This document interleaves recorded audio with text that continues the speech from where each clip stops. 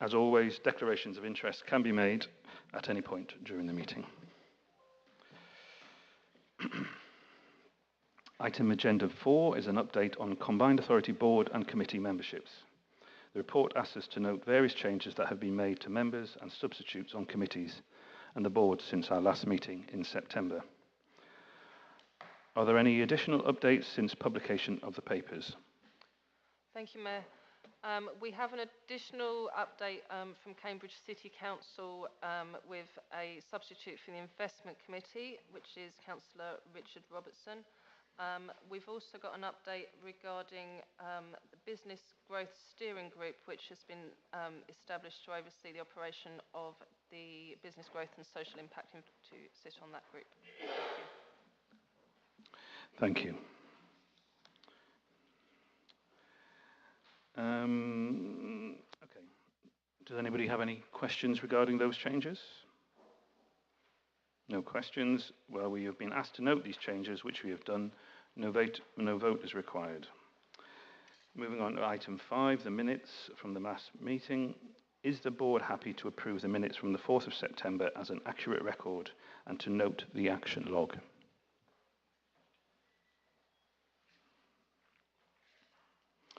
I see no objections, so we will take the minutes as approved and the action log as noted. We received no petitions for this meeting, and we now therefore can move on to item 7, which are the public and member questions. We have received 2 public questions and 2 member questions for this meeting. I will invite each questioner to come forward in turn. You will have 2 minutes in which to read out your question. I will then give a response, and you will have the opportunity to pose a supplementary question, which must arise. Sorry, Councillor Bailey. Sorry, just on a point, I noted that the questions had not been published on the Combined Authority's website, and I couldn't spot them. Okay, my apologies if they have been. Thank you. I was told they were. In fact, I was told if you want to see them at one point, go and look on the website. Okay. So, yes, sorry, just to repeat. So we've received 2 public questions and 2 member questions for this meeting. I will invite each questioner to come forward in turn. You will have 2 minutes in which to read out your question. I will then give a response, and you will have the opportunity to pose a supplementary question, which must arise directly from the question or response and not introduce anything new. If the supplementary question cannot be answered today, a written response will be provided. So the first question has been received from Mr. Neil Mackay, local resident. But is he here? Mr. Mackay.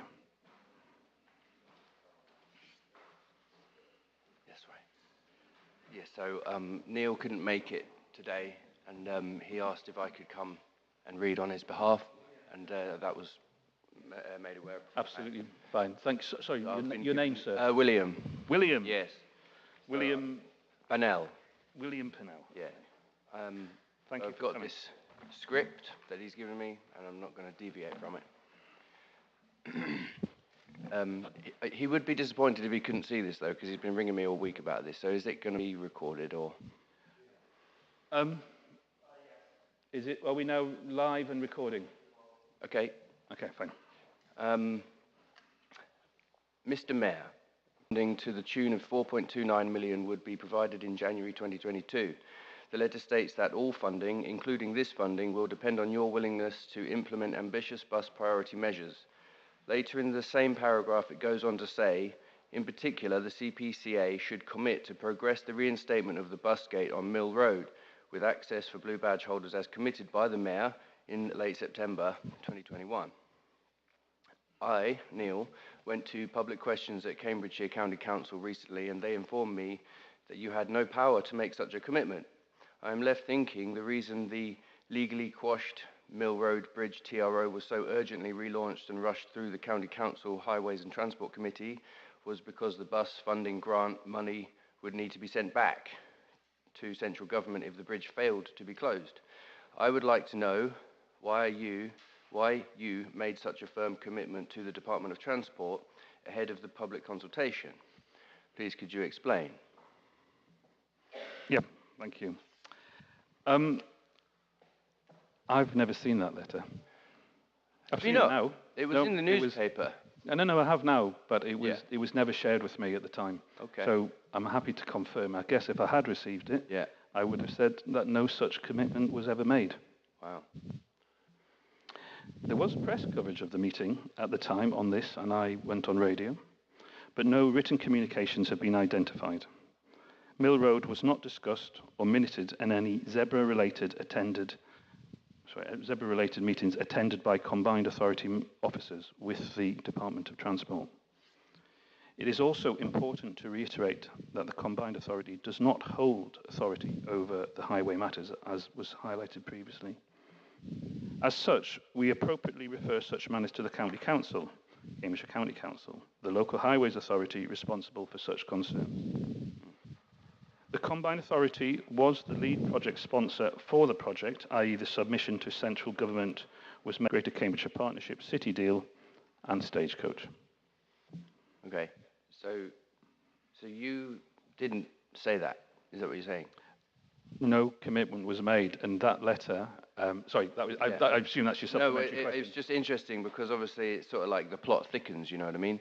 So my follow-up question would just be, I suppose, maybe you can't answer it, but I wonder, and a lot of people do wonder, why is it that the Mill Road Busgate was specifically mentioned in it? Because it's talking about the Zebra project, which is a big thing, obviously, across the whole county, involving zero emissions buses and things like that. But to specifically actually mention the Mill Road Busgate, that's what raises a lot of eyebrows. I just wonder. My memory of that meeting was many things were discussed, but I know, as a mayor, there was no way I could ever make a commitment to implement the closure of Mill Road. All right. Thank you.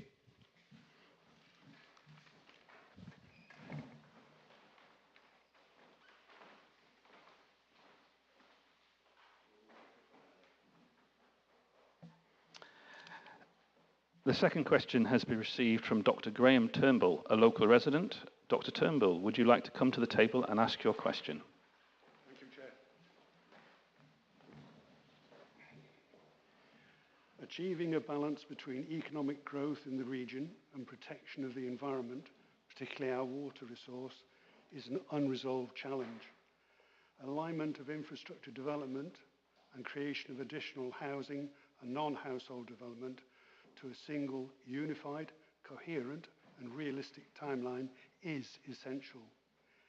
In September, the successful Darwin Green appeal, the Secretary of State agreed with the inspector's judgment that while the weight of evidence before the inquiry suggests abstraction pressure is contributing to ecological deterioration, there is insufficient evidence to fully understand the potential impact of the appeal development, the one development.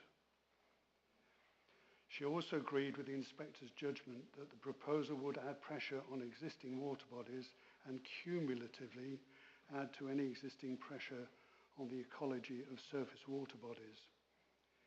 The Environment Agency Water Resources 2023-24 analysis of the water industry's annual water resource performance, published 7th October 2024, listed additional water supplies to our region as 2030 to 2035 for the Grand Union Water, 2035 to 2040 for Fen Reservoir, and 2040 to 2050 for the Lincolnshire Reservoir. Proposed water-saving measures have yet to produce recorded, sustained reduction in consumption at domestic water meters. And I'm thinking smart water meters. Currently, the region is depleting the aquifer to supply the current population, and a relief is a decade ahead. The Mayor is overseeing continued economic growth in the authority, and government promises increased devolved powers to support that growth, including infrastructure. Do the Mayor and the authority have the powers needed to reliably align the annual completion and occupation of new housing and non-housing developments with a water supply that is sufficient to avoid further ecological deterioration and arrest the continuing over-abstraction from the chalk aquifer. Thank you, Dr. Turnbull. Obviously, a topic that is dear to all of our hearts here in Cambridgeshire and Peterborough. My response is that ensuring that there is sufficient supply of water to meet forecasted needs in the CPCA area is a matter for water companies, DEFRA, and the water regulator. The primary means by which water companies demonstrate to DEFRA and the Environment Agency that they will meet their obligations is through the water resources management plans that they publish every 5 years. The recent planning decision made by the Secretary of State for Darwin, Green and Cambridge and decisions made by Greater Cambridgeshire Shared Planning Service on whether to approve a specific development consider the matter of water supply and environmental risks. This combined authority, the local planning authority for its area. However, together with the leaders in South Cambridgeshire and Cambridge City, I have pressed ministers at every opportunity to ensure that the necessary new water supplies for Greater Cambridge that allow reductions in levels of water abstraction from the aquifer are secured as soon as possible. The government have established a water scarcity group with a task for ensuring that the delivery of the new supply and demand management measures. This multi-agency group, including the regulator and Environment Agency, are working together with the water industry and the local planning authority to explore ways in which water demand and the environmental objectives to reduce abstraction can be planned for and delivered. However, at a strategic level, the Combined Authority is a member of Water Resources East, the multi-agency body that is exploring long-term water management across East Anglia. Given the number of water companies and supply options that will be needed across the region to address local demands in Cambridgeshire and Peterborough, in my view, it is at this level that appropriate strategic water planning must take place. Meanwhile, the draft Water Resources Management Plan for Greater Cambridge is currently working its way through the process towards publication and approval. As Mayor, I continue to keep a very close watch on both the infrastructure needs and the environmental concerns affecting our area, as we push for continued economic growth in the area. I have already commissioned an infrastructure delivery framework plan for the Combined Authority area that highlights water stress as a continuing issue. In my regular conversations with government, I have also impressed upon ministers the need for growth in the Combined Authority area to be underpinned by sound environmental principles. The Combined Authority of Cambridge and Peterborough continues to support the water resources planning process across the whole of the area. Therefore, I remain confident that the process will be able to provide a solution that reconciles the significant pressure of water resources with our significant ambitions for the continued growth of the area. Dr. Turnbull, do you have a supplementary question? Yes, please. Given the importance of this issue, why isn't it mentioned in the State of the Region report?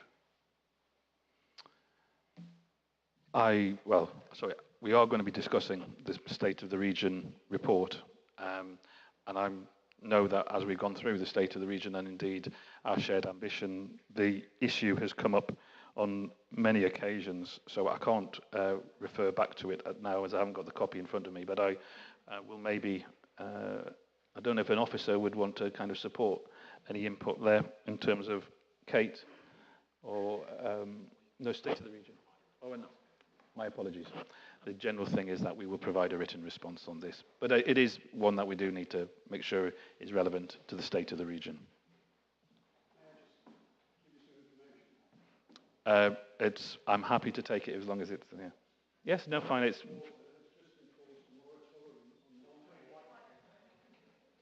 Sorry. Yeah, no, fine, no, please do. Water has just enforced a moratorium on non-housing customers centred around increasing their water consumption this week till 2033. No business growth, no added employment, round Okay, thank you for the information. We'll take that back.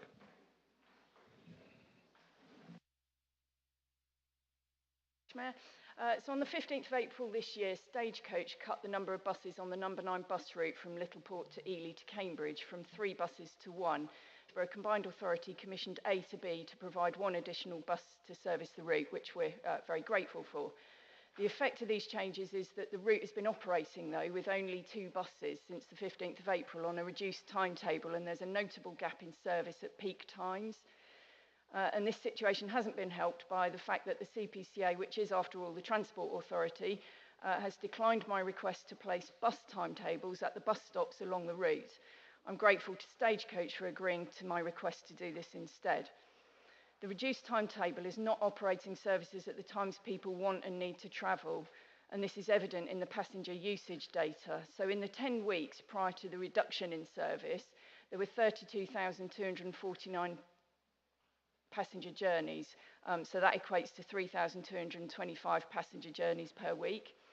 And in the 15 weeks after the reduction in service, there were 18,190 passenger journeys, which equates to 1,213 passenger journeys per week. So that represents an approximate 62.5% drop-off in the number of passenger journeys on the number 9 bus since the cuts. Obviously, at a time when the people of Littleport, Ely, Little Thetford and Streatham are paying a 200% increase in the mayoral precept on their council tax bills for bus services. To me, this is a hugely regrettable and very predictable loss of passengers on this route, which will be hard to win back.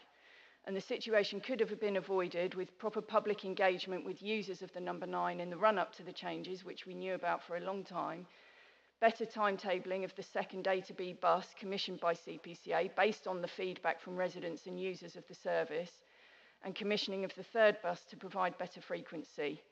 So will the Mayor therefore urgently convene the long-requested public meeting for users and potential users of the number 9 bus service to establish what times people want to travel, and will the Mayor commit to commissioning the 3rd bus and tell residents of East Cambridgeshire when they can expect reinstatement of a full timetable on their number 9 bus service? Thank you, Councillor Bailey.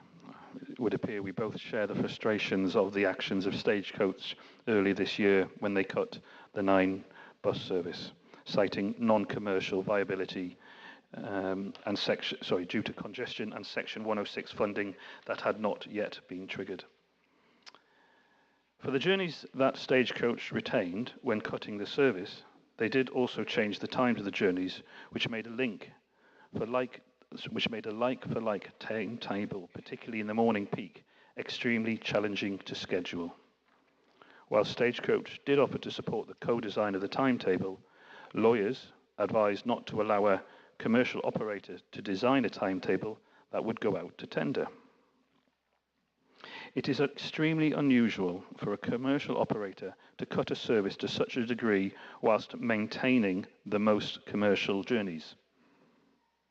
Once the Combined Authority understood the nature of the timings and changes that Stagecoach made within 70 days' notice and within the rules of the laws, an accelerated procurement was undertaken to boost the service for April 14th, based around filling in as many of the journeys as possible with an additional bus. Integrated timetables were made available digitally, with Stagecoach supplying some information at bus stops with QR codes directing passengers online for further information. Of course, as they always do, officers of the Combined Authority are continuing to engage with Stagecoach and A2B as the operators of the commercial and contracted parts of the service on timetable information. It is also our understanding that Stagecoach and A2B continue to discuss a form of operator partnership where A2B will operate the commercial part of the service on behalf of Stagecoach. Officers, however, are awaiting a firm decision on this arrangement to implement new steps in boosting the service, subject to further important procurement advice. I am sure many of you will remember and appreciate that as with the 22 commercial bus services that were deregistered in 2022 by the same operator, the viability of operating commercial services in the current model of delivering bus services is challenging and places the Combined Authority in a very reactive situation to quickly find solutions to maintain stability for passengers. However, I am pleased that the Combined Authority has been able to work with another local bus operator, Jews, as part of the precept-funded improvements to further boost services that serve Ely. Those improvements launched this week and include a new Zipper 3 service connecting Sutton and local villages into Ely, as well as creating a new onward connection at Chatteris for travel through to Huntingdon. The Zipper 2 has also been extended to March, creating stronger links between March and Ely. And Jews have worked with the Combined Authority to produce a new network map for the services which is available online. So, Councillor Bailey, do you have a supplementary question? Well, I didn't actually hear an answer to my first question in all of that, much of it which was not about people trying to travel from Littleport into Ely and onwards. And the issue that we've got is that the stagecoach bus, and it turns up at 6:30 in the morning, and then there's a great long gap to 9:30 without any service. So anybody wanting to go from Littleport to Ely, of which there are many, to start work at 8:30 or 9 o'clock, doesn't have a reasonably viable option unless they want to get up at the crack of dawn and hang around before they start work in Ely. So that is my concern. So I'll ask my first question again in hope that I get a response. So will the Mayor therefore urgently convene the long requested public meeting for users and potential users of the number 9 to establish what times people want to travel, hopefully in advance of you agreeing to commission the third bus, which is what CPCA has always committed to try to do, and promised that if there was money left in the budget that they would be looking at it at around this time. So what I'm trying to do is get to the point of having the meeting with residents first so we can design the new timetable so that you're ready to commission that third bus. And can you give us some sort of expected timetable for reinstatement of the full operation of the bus service that Littleport residents so desperately need in what is one of the most deprived areas in East Cambridgeshire? And I know that you worry about rural transport and access to services. So I'd be grateful if you could actually answer the question that I put. Okay. So you are right. The issue of rural connectivity, rural isolation, and consequent inequalities in access to health, education, and employment opportunities are very much at the heart of certainly my ambitions as the Mayor, but I think it's probably true for all of us. I would just reiterate the point I did make within the response that there is currently ongoing discussions with the officers between A2B and Stagecoach to discuss a form of operator partnership, which may well be, I don't know if that's subject to some sort of commercial sensitivities, but I am very much always in these circumstances reliant on officers to give the best and updated and accurate information as to what can be put on offer.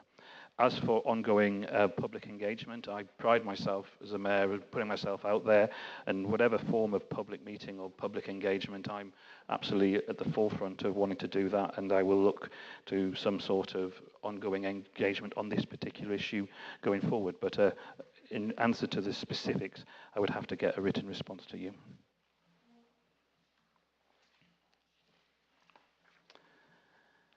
And the final question goes to you, Anna. Councillor Bailey, would you like to ask your second question? Thank you. So it's incredibly disappointing to hear that the Local Nature Recovery Strategy, the LNRS, has been delayed yet again. CPCA is the responsible body for preparing the LNRS for Cambridgeshire and Peterborough and has been given some £340,000 by the previous government to deliver this important piece of work, and I understand now that my published question said 300,000, but I understand the figure to be 340,000, and I understand 241,000 has actually already been spent. So CPCA commissioned Cambridgeshire County Council to oversee the production of this important document, and informally work commenced at Cambridgeshire County Council in early 2022 with the appointment of a full-time LNRS officer in November 22. With an expectation, I understand, that a draft strategy would take around 5 months to produce. This work has been beset by delays as well as management and governance issues, and 2 years on and we've still got no draft LNRS. At a recent meeting of the steering group, all parties were agreed that the draft document is of such poor quality that it simply cannot be taken forward. So 2 years on, we've no draft document and there appears to be no plan to salvage the situation. The failure to produce the strategy in a timely manner is definitely having detrimental impacts. It's impeding East Cambridgeshire District Councils and other constituent councils' ability to successfully implement biodiversity net gain efficiently. It is harming confidence in the farming community, which desperately needs certainty, and simply it's impeding the work needed to get on with delivering habitat and nature recovery in our county. This is a hugely regrettable and disappointing state of affairs. Surely it's time, urgently, to find a competent body to carry out the work instead and to provide confidence to this board and other interested parties that any newly agreed timeframe will actually be adhered to. So will the Mayor and the CPCA be seeking a refund from Cambridgeshire County Council for the money it's spent? And more importantly, what is being done to get this work back on track? When can the constituent councils expect to receive the completed and adopted LNRS? And how can we be assured that it will actually happen? Thank you. So a few points here. The last government, the last Conservative government, commenced the process of seeking a local nature recovery strategy through the 2021 Environment Act. But the regulations and guidance to support the development of LNRS were only published in March 2023. The CPCA was subsequently formally appointed as responsible authority on the 30th of June 2023. That's 16 months ago. Further guidance was still being published early this year by the previous government in February 2024, 8 months ago. A paper was provided to the Environment and Sustainable Communities Committee in June 2023, with a project plan that set out the intention to publish a strategy by March 2025. Ensuring continuing oversight, a further update was provided in November 2023 and in June 2024. Initial conversations commenced in 2022, recognising the importance of the local nature recovery strategy by the Combined Authority, the Local Nature Partnership, Natural England and Cambridgeshire County Council. Informal conversations took place from summer 2022 and a local nature recovery strategy officer was appointed by the County Council in December 2022. This period was used to discuss governance with relevant organisations, including your own East Cambridgeshire District Council, although initially the District Council did not join that steering group. A draft strategy for consultation was never promised to be produced in 5 months. Indeed, it was advised by DEFRA, Natural England at the time, and published on the LGA website, that LNRSs are expected to take 12 to 18 months to be prepared and published. It is noted that unfortunately, as was reported, there was some sickness within the team at the County Council, but is not considered that the LNRS wasn't delayed considerably compared to initial estimates. Draft chapters of the LNRS have been shared throughout the process, with the first one being shared in February 2024. As such, a draft LNRS does exist, and the supporting mapping is in the latter stages, having been shared with the ecologist group on Friday the 11th of October, and was shared again with the steering group on the 15th of October. The complexities of the issues and the interdependencies with land ownership, planning and implementation do need more work, more highlighting, and so the steering group on the 15th has focused on agreeing actions that need to be achieved to review and revise the critical path for the consultation and approval of the LNRS in 2025. This includes ensuring alignment and that it is fit for purpose given the forecast for growth from the incoming new government. The LNRS was always intended to be published in 2025. It is unclear how this is impeding the East Cambridgeshire and District Council's ability to successfully implement biodiversity net gain. All local planning authorities nationally are in the same position, as no responsible authority has yet published an LNRS. As already highlighted, the responsible authority and supporting authorities are working collaboratively to ensure the LNRS is completed in 2025. A workshop with the steering group took place yesterday to take and to look at the lack of progress to date, present the initial mapping outputs, and to collectively agree the next steps that are required. We all recognise the importance of getting the document right, noting that once published, the document won't be updated again for between 3 and 10 years, as directed by the Secretary of State. We will not be asking for a refund, as we, Combined Authority, are focused on working together to get this project done. The representative of the Environment Agency said yesterday at the steering group that every LNRS process has experienced some tricky periods, as it is about breaking new ground, but that they were supportive and welcomed the collaborative approach being taken in Cambridge and Peterborough to ensure and hopefully reassure the oversight. To ensure oversight, the Executive Director is now attending the steering group, and each Environment and Sustainable Communities Committee will receive an update or decision-making report into 2025. Councillor Bailey, do you have a supplementary question? So I'd be grateful when it's possible to understand the expected delivery date, because quite honestly, I think adoption by end of 2025 will be extremely lucky now, given the position we're in. I mean, I understand some of the documents that we received yesterday are just woefully underdeveloped, to put it kindly, and need a lot of work. I'm grateful that there's now senior oversight of what's going on. The reality is that it is impeding East Cambs District Council's ability to properly implement biodiversity net gain, which is a complex subject. You know, farmers do want certainty on this. It's not actually a rocket science document. It's quite a straightforward document. You know, it's clear what needs to be in it, but you know, we need to get on and do the groundwork. I mean, the document that arrived yesterday that I think was discussed include maps which just have areas of East Cambridgeshire mapped out that are bizarre, you know, like cricket pitches and allotments, and the golf course is going to be planted over with trees. So it's got a very, very long way to go. And obviously, we spent quite a lot of the money. So I don't know, do you want to comment on whether the County Council will require more money to finish this document? You perhaps can't answer that now. And I'd just be grateful to have an actual date that we can have some confidence in so that we can work to that.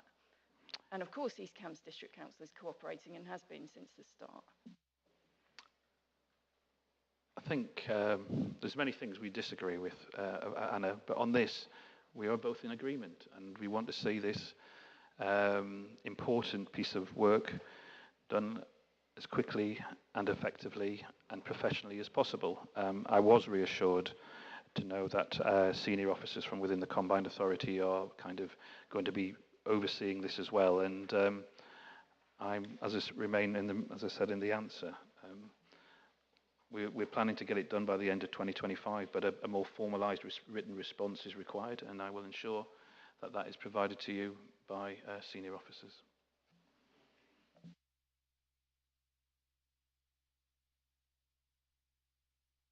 Thank you. So as I mentioned at the start of the meeting, there's been a slight change. So we're now going to move to item 10 with a deep breath. Is the Combined Authority Chief Executive Highlights Report. Rob Bridge, will you now introduce your... Oh, sorry, have I jumped? Oh, the forward plan. My apologies, sorry. I missed out that. Item 9. Item 9 is the forward plan. Are there any questions or comments, or can we take that as approved? Well, there is no comments to make. We've got to vote on this one. So those in favour of the forward plan as submitted. 1, 2. Right, I think that's unanimous, yeah? Okay, thank you all. So my apologies for the jumping ahead there. Must be so excited about to hear the highlights, Rob. Over to you with your highlights report, item 10. Thank you, Mayor, and good morning, everybody. I just thought I would just talk through a few elements of the report. Hopefully you've had a chance to read it through.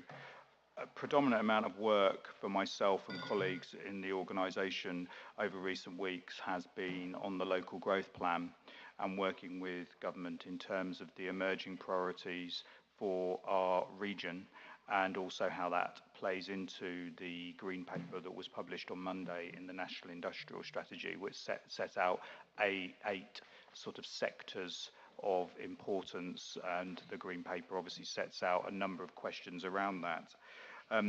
We have had really positive feedback from our engagement with MHCLG as we develop the 3 to 5 priorities and the barriers and challenges for the region. We are also working collaboratively with the other mayoral combined authorities in the country to see where there are synergies and clusters that could connect, which is important, again, back to the National Industrial Strategy, but also where we can work together for the growth and improvement in the country. The timelines are clear at the moment that we expect very much to submit the 3 to 5 priorities and barriers by the end of this month, and that should lead to a more formal letter back to the mayor or the combined authority or both around something called a remit letter, which will set out the elements that feed into the National Industrial Strategy appreciation that's now in a green paper format. And the local growth plan itself, which will be broader than what is in the National Industrial Strategy for us, is something we'd be looking to approve, you would be looking to approve in the summer. And I think there's work between now and the summer around the types of interventions, the support that government may be able to do around certain elements of that, around barriers, equally the private sector investment and opportunities. And the mayor joined the other mayors and many others on Monday for the International Investment Summit, which took place where the Green Paper was also launched. So I think, you know, that this is the progress and a lot of the focus of the organisation, working collaboratively with a number of officers across the various councils. At the same time, we have been heavily involved in discussions with MHCLG around the emerging white paper on New English devolution as a group of mayoral combined authorities. And as you probably have seen, the mayor met with the Deputy Prime Minister last week for the first meeting of the Council of Mayors, and also met with the Prime Minister and ministers from the other devolved parts of the United Kingdom for the new Council of Nations and Regions on Friday, which was all basically talking around national, the emerging industrial strategy and investment, and the white paper that we expect probably won't appear until the new year. But obviously it's an important moment, not just for the combined authority, it's an important moment in terms of local authorities and the opportunity that that new white paper may well bring. There's some other, you know, really important elements within the report, and I'm sure there'll be some questions. The other thing I wanted to mention was around the active travel update, because you'll see that during the last period, we are one of 6 local authorities to have moved to a level 3 rating, but the only mayoral combined authority. They feel that, you know, the arrangement of our conference, what we've done around active travel, communication and commitment to it, and how we're building that into things we're doing, has shown a real commitment and therefore have scored us higher than previously, which I think is a really positive element in terms of where we are on active travel. I think I'll pause then, other than say that the team did have a really helpful tour, some of our business team in Fenland, with some of the Fenland councillors and team, to really get in with our sector champions and understanding of some of the opportunities and really important business and economic levers and organisations. And I think that would be good for something to happen across all of the areas of the combined authority, and the team would be welcoming to try and arrange that across over the coming months, because I think that would be really helpful, especially in helping develop the local growth plan. And I'll pause there for any questions, Mayor. Thank you, Rob. The floor is open to questions. The first one from Al. Al, over to you. Thank you, Chair. And Rob, thank you for your summary. There's clearly, I would argue in a very positive way, a lot of plates spinning right now, but those plates represent huge amounts of opportunity. And I'm also grateful for the opportunity for the Business Board to have been involved in a number of conversations, and I know they will continue. I think my question is more a question in a supportive way, but also for challenge, which is, as we take from that local growth plan and we start to have those requests to extend the detail at each layer, do you have confidence that we have the capacity to deliver on those with what are sometimes unrealistic expectations? And if not, is there anything we can do to make sure that collegiately we can make sure we maximise what we share as part of those opportunities? So thanks, Al. Yeah, I mean, we are needing to prioritise within the combined authority to make sure that we can deliver against moving timescales and requests. I think once we get past the end of this month and we get the remit letter, I think though we'll be working with government in terms of interventions and opportunities, we will be able to work more detailed on our local growth plan, and we have changed the way the team is set up in terms of sector champions and different views, as you know, to make sure we've got capacity and people who can help work on that. But more importantly, the working group, which brings in officers from the various constituent councils in the economic development teams, sometimes in the planning teams, and people who know also the levers on the ground in their place, are involved in taking that forward. And what I want to be able to do is assess where we are post the end of this month and the budget in October, and then reshape the focus of that group, who's in it, and what we need to do between now and spring, because you know there is going to be still quite considerable work. But I'm comfortable that we're okay and in the right direction, but we will have to move things around. As an example, which I shared with colleagues last week, I had 7 meetings go in my diary that weren't even in my diary the week before, linked to the various things going on. So there are things that are having to move very quickly, and we're having to make sure we can do the best for Cambridgeshire and Peterborough and you guys around here and the residents and businesses, which we'll do.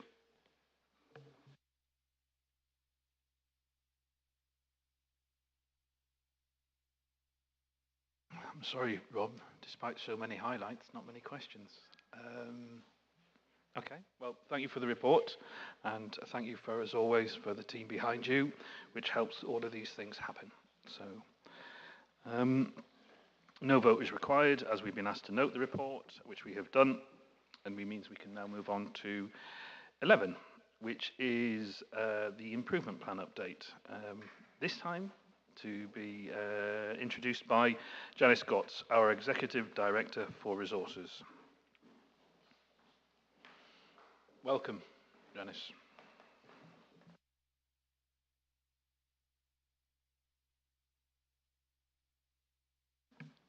Thank you, and thank you, Chair. Yes, thank you. This report builds on the introduction that was given at the last board about moving on to post-best value.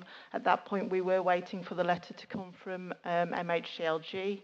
It is now with us, and that letter does set out the framework on which this post-best value work has been built on, in particular recognising the paragraph about the expectations of the combined authority to sustain its improvement journey, further embedding change and continuing to strive for strong partnership working across all levels of the combined authority and its constituent authorities. It also notes about refining the strategic ambitions for the region and the associated delivery plan, because that remains an important area of work, so that to enable the area to achieve its full potential for the benefits of residents.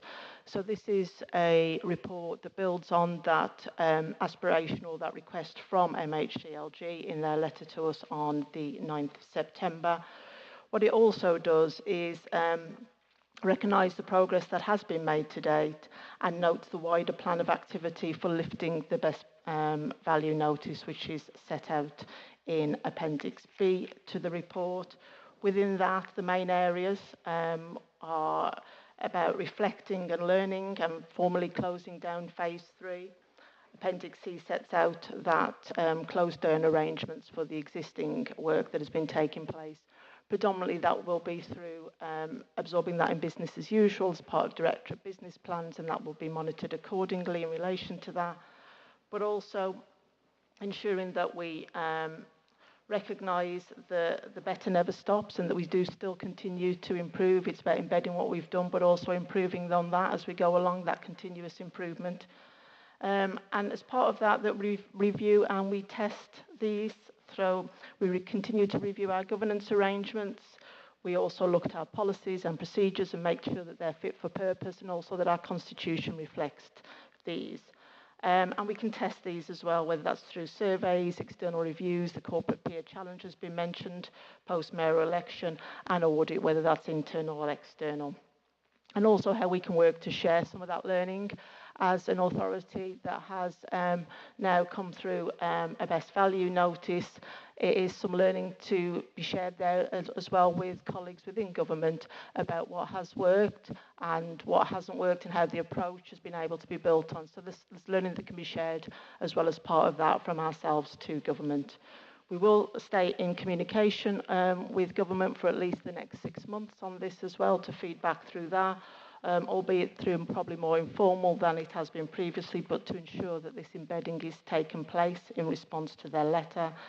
The other key item to note here is the role of the Independent Improvement Board.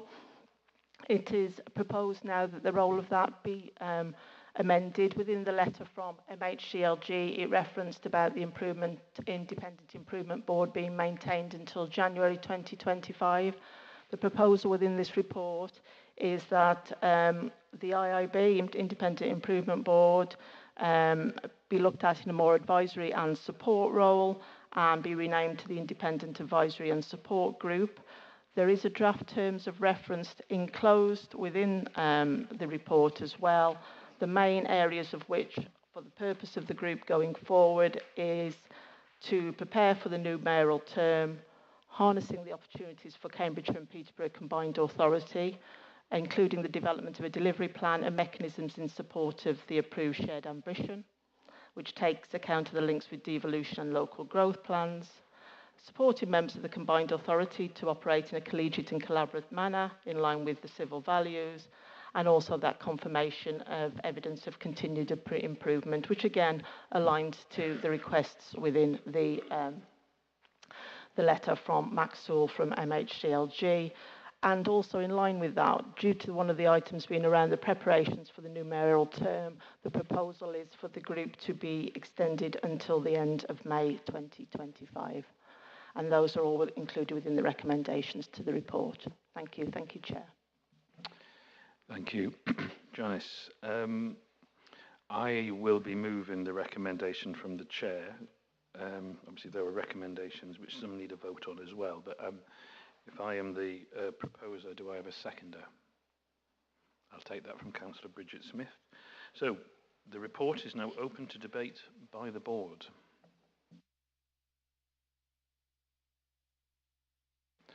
Councillor Bailey, you've indicated. Just a question, if I may. I noted that the costs associated with this are going to be met by the CPCA and the LGA.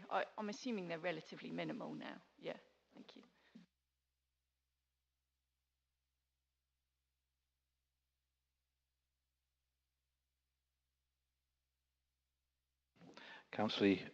Lucy, Councillor Singer.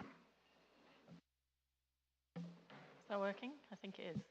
I just wanted to say how delighted I am that we've had the best value notice lifted. I know it's been a long wait, a very long wait, but it is very, very good to have that clarity and to make it really clear that we are now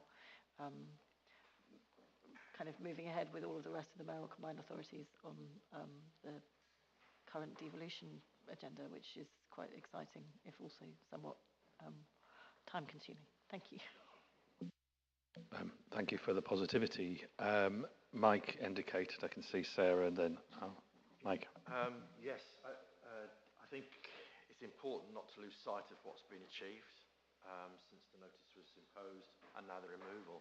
I think a great deal of credit needs to go to Nick for his leadership throughout this, but particularly the officers as well for all the work you've done to make sure and reassure both government and local people that you're on target to deliver first-class service. I think why this is particularly important now is given the new Labour government's decision, and quite right decision, to try and reinforce the work of the local combined authorities and to devolve power to combined authorities. It's really vital that people have confidence in what you do.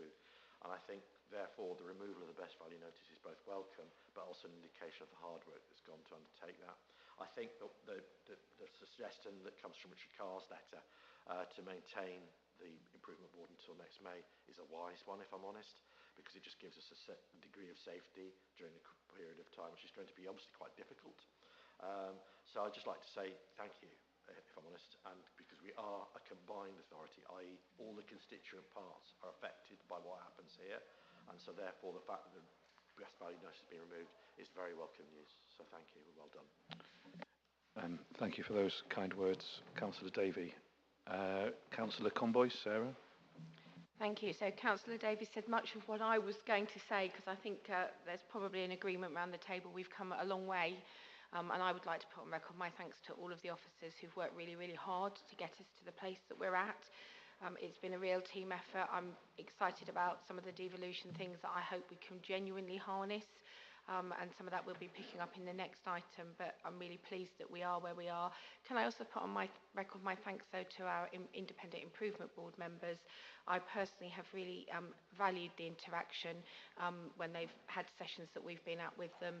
And I really welcome their ongoing input. I think we can learn a lot by partnering across a much broader area. It's just a shame we needed to do it quite under those circumstances, but I want to thank them for their time and their energy as well. Thank you. Again, Councillor Comboy. Al, I think you indicated. Yeah. Thank you, Chair. I obviously, like those around the table, support the journey we've been on.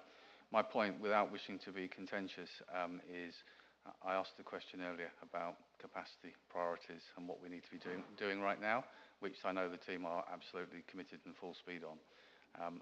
I look at the improvement journey and see how the trajectory's gone, and my simple comment from opportunity base is that we don't get too dragged into the timescales and pressures of meeting some of the T's and I's and having a few more work groups over the priorities we've got for actually moving the conversation forward. That's not to diminish them in any way, but just recognising priorities. Once again, an important point out. Rob has indicated he'd like to come back on that. I mean, I think it's a very fair observation. I think, as Janice pointed out, the process now is not as it was. So we are going to probably have 2 meetings with MHCLG in a much more informal way in terms of just updates. We have scheduled in 2 or 3 meetings with the new branded Independent Improvement Board, subject to your decision in a few minutes.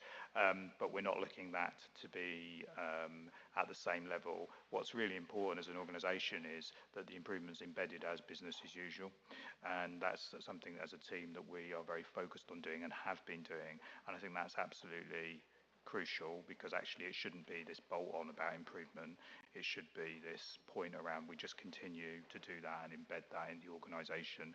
And there's sort of it probably sounds slightly cheesy, but it is part of what we're saying in the organisation about better never stops, and making sure that as an organisation we keep learning and improving.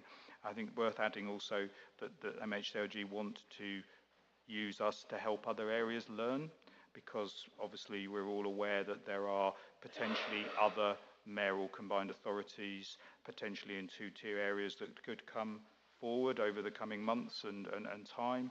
And on that basis, I think there's things that we have done and learnt and improved on that actually they would like us to be able to share. And as I've got the microphone, Mayor, I want to thank staff as well. It is a real team effort, and partners. My fellow chief execs and their teams who, quite rightly hold us and challenge us and push us, and so they should. But actually it's a team effort, and it's been really important around then getting us to where we've got to.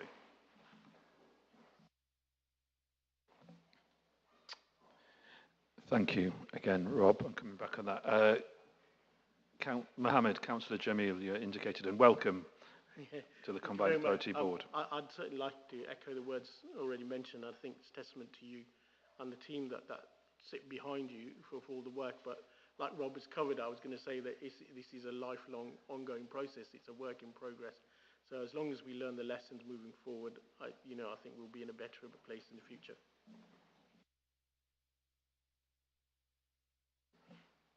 Does anybody else want to make a comment on that? Many people have obviously been thanked. I thank you for some kind words there. For me personally, I echo exactly what Rob has said. It's been a journey. I particularly want to acknowledge staff who were in the organisation throughout the whole of this time and period of reflection and learning. I'm also going to make one specific point. I also think there was an important role here for the Local Government Association. I mean, obviously, I know they were very helpful in pulling together something around the improvement board. Sir Bob, the late Lord Sir Bob Kerslake, who took on the challenge, recognising what was ahead, and unfortunately he's not here to see the success, but I keep in contact with his family, and I know they're very pleased about it. But yeah, I just really wanted to acknowledge the Local Government Association, which interestingly, as an organisation, I'm not entirely sure that other combined authorities are as enamoured by, because there was almost a feeling of this kind of oversight and governance. I would just make it very clear that I don't think we would have got half as where we are today without some of the staff, the ambition and the desire for a local government association standing up for a new form of local government, making and helping us with our interventions and our support during that time to get to the place which I think we can all justifiably be proud of, working together across all the members, across all the offices, across all the areas. And Bridget, I thought that was going to be a barnstormer, but you want to take... Well, it was a bit of a trigger, yes. Okay. So as a board member of the Local Government Association, it's very nice to hear that. If you would be minded to write to the chair and let them know, because we've been trying very hard to engage with all the combined authorities, because we think there's quite a significant role for the LGA in supporting combined authorities. They will all at one time or another, reach a tricky road. Most of them seem to have avoided it so far, but it certainly will happen. But if you would be kind enough to write and express the value that LGA has been to the combined authority, I would appreciate that, and I know the LGA would appreciate it. It's been said in person, but I appreciate Rob's indicated he would. Yeah, I was going to say, as the Mayor said, we actually met with the Chief Exec and some of the team. Unfortunately, the Chairman had an important visit that got bounced the night before, so they weren't able to join us, but we relayed those messages, and I'm keeping close links with the Chief Exec of the LGA in terms of how MCAs and the LGA can work.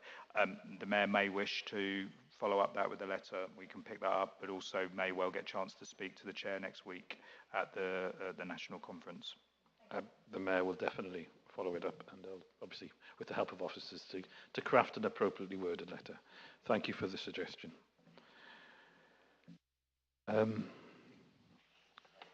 We do, as I say, on this one, although recommendations 8 are just for noting, the recommendations E and F do require a vote. We've already established proposer and seconder. So for recommendations E and F, those in favour?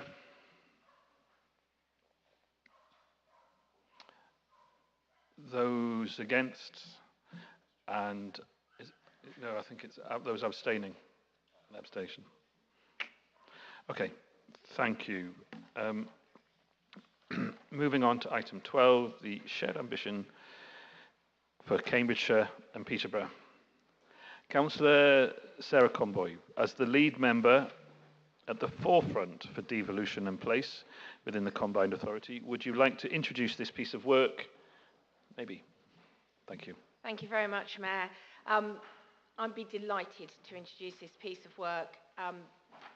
It's been a little while in the making because I think it is one of the genuinely co-created, co-produced, significantly engaged pieces of work that we've done. In a minute, I'm going to hand over to Kate, who'll take us through the detail.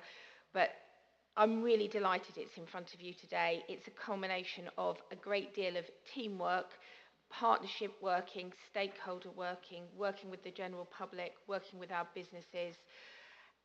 It's the journey as much as the document. The document is brilliant. It will be perfectly imperfect because we have haggled over every word and we've been excited about different variations of wording and interestingly, we've even had pushback about whether we were ambitious enough at varying times, which is a lovely challenge to have.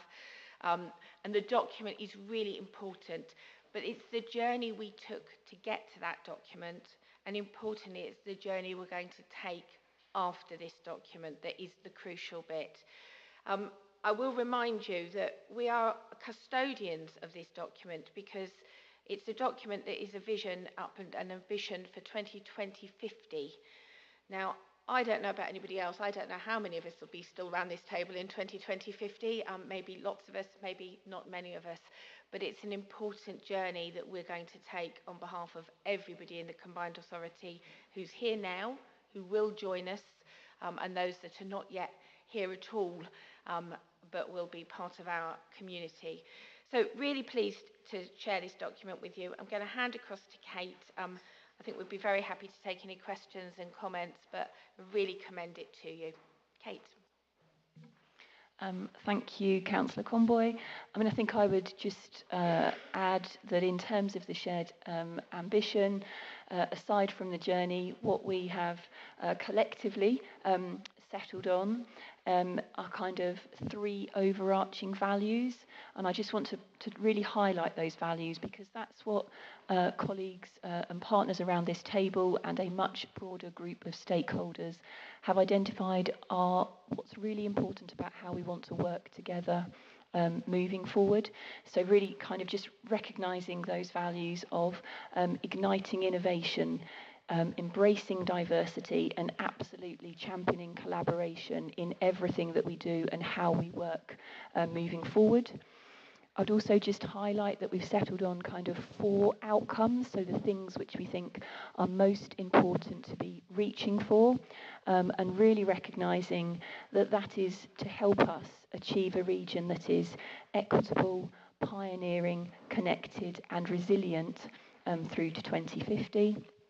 And then what underpins those 4 outcomes are a series of commitments and things that we want to try and aim to achieve. And that's not about doing that all now. It's about, taking forward those areas that we can at the right time. I suppose I would then just jump to it's not just about a document sitting on the shelf, and section 6 of the report is talking about the implementation. And what we've heard very loudly and clearly, I think, is that the way that the shared ambition should be implemented and viewed is as a framework, as a strategic framework, and how it is taken forward will be through a series of other plans, strategies, interventions. That might be piloting activity, whatever that might be. So when we as the Combined Authority come to refresh the corporate strategy, we will be reflecting on the shared ambition. The same with the development of the local growth plan that the Chief Exec was just talking about, things like the climate action plan. So it's how we take this forward, not just the Combined Authority, but others in terms of key pieces of work. I think then finally, I would just add within the document, you will see, I think there's about 30 or so organisations that have agreed to have their names included in the document as being involved in developing the shared ambition. I'm really pleased to say that since that was circulated, we've got another half a dozen or 10 or so. So the likes of, and I have to look at my list, so forgive me, but the likes of the Federation of Small Business, Homes England, Cambridge Regional College, Neen Park Trust, Cambridgeshire Acre, to name a few, have also agreed. So the intention is that kind of by next week we'll probably be publishing the final document once we've allowed colleagues who haven't quite come back to us to say, yes, we want to get our names in this document to do so. So I'm hoping that we will have upwards of 40 organisations proudly putting their names into the front of the document. So I'll leave it there and just open for any questions or comments. Thank you. I know you've all seen this document in many iterations and we've had many conversations, but for the benefit of the public watching, this is an opportunity again for any sort of final comments before we move on. And thank you, Kate and the team, for bringing it to us. John, I want to come to you first. Thank you, Mayor. I just briefly wanted to say thank you to Kate and the team for the engagement that we've had at a sort of variety of levels with the sort of health and care system.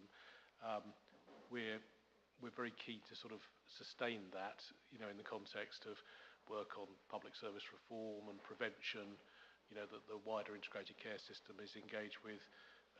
And we're already jointly involved in some work around worklessness as part of that as well. So it's quite important.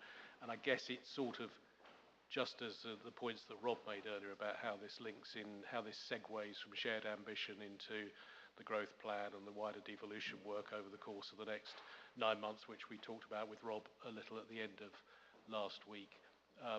We've clearly got the sort of, alongside the spending review, the plan for a sort of NHS 10-year plan coming out in the spring of next year. So I think it just reinforces the importance of us making sure we keep close together as we try and develop some of those refreshed approaches. But just a chance to say thank you for the engagement.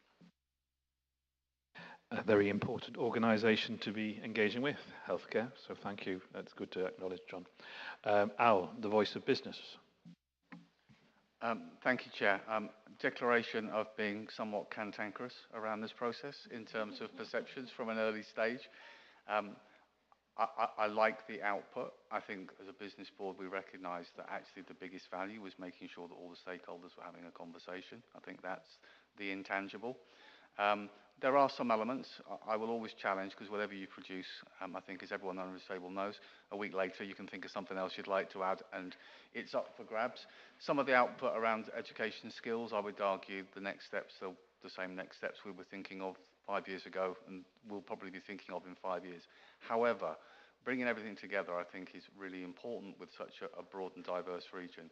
I suppose my question, just to cheat, isn't a question, it's a challenge, which is, how are we going to measure that this is actually reflected in future strategies and policies that we produce in the combined authority? Because too often we have really good pieces of work where we've had really good co-production, just like this, yet it wouldn't necessarily reflect in other strategic plans and policy.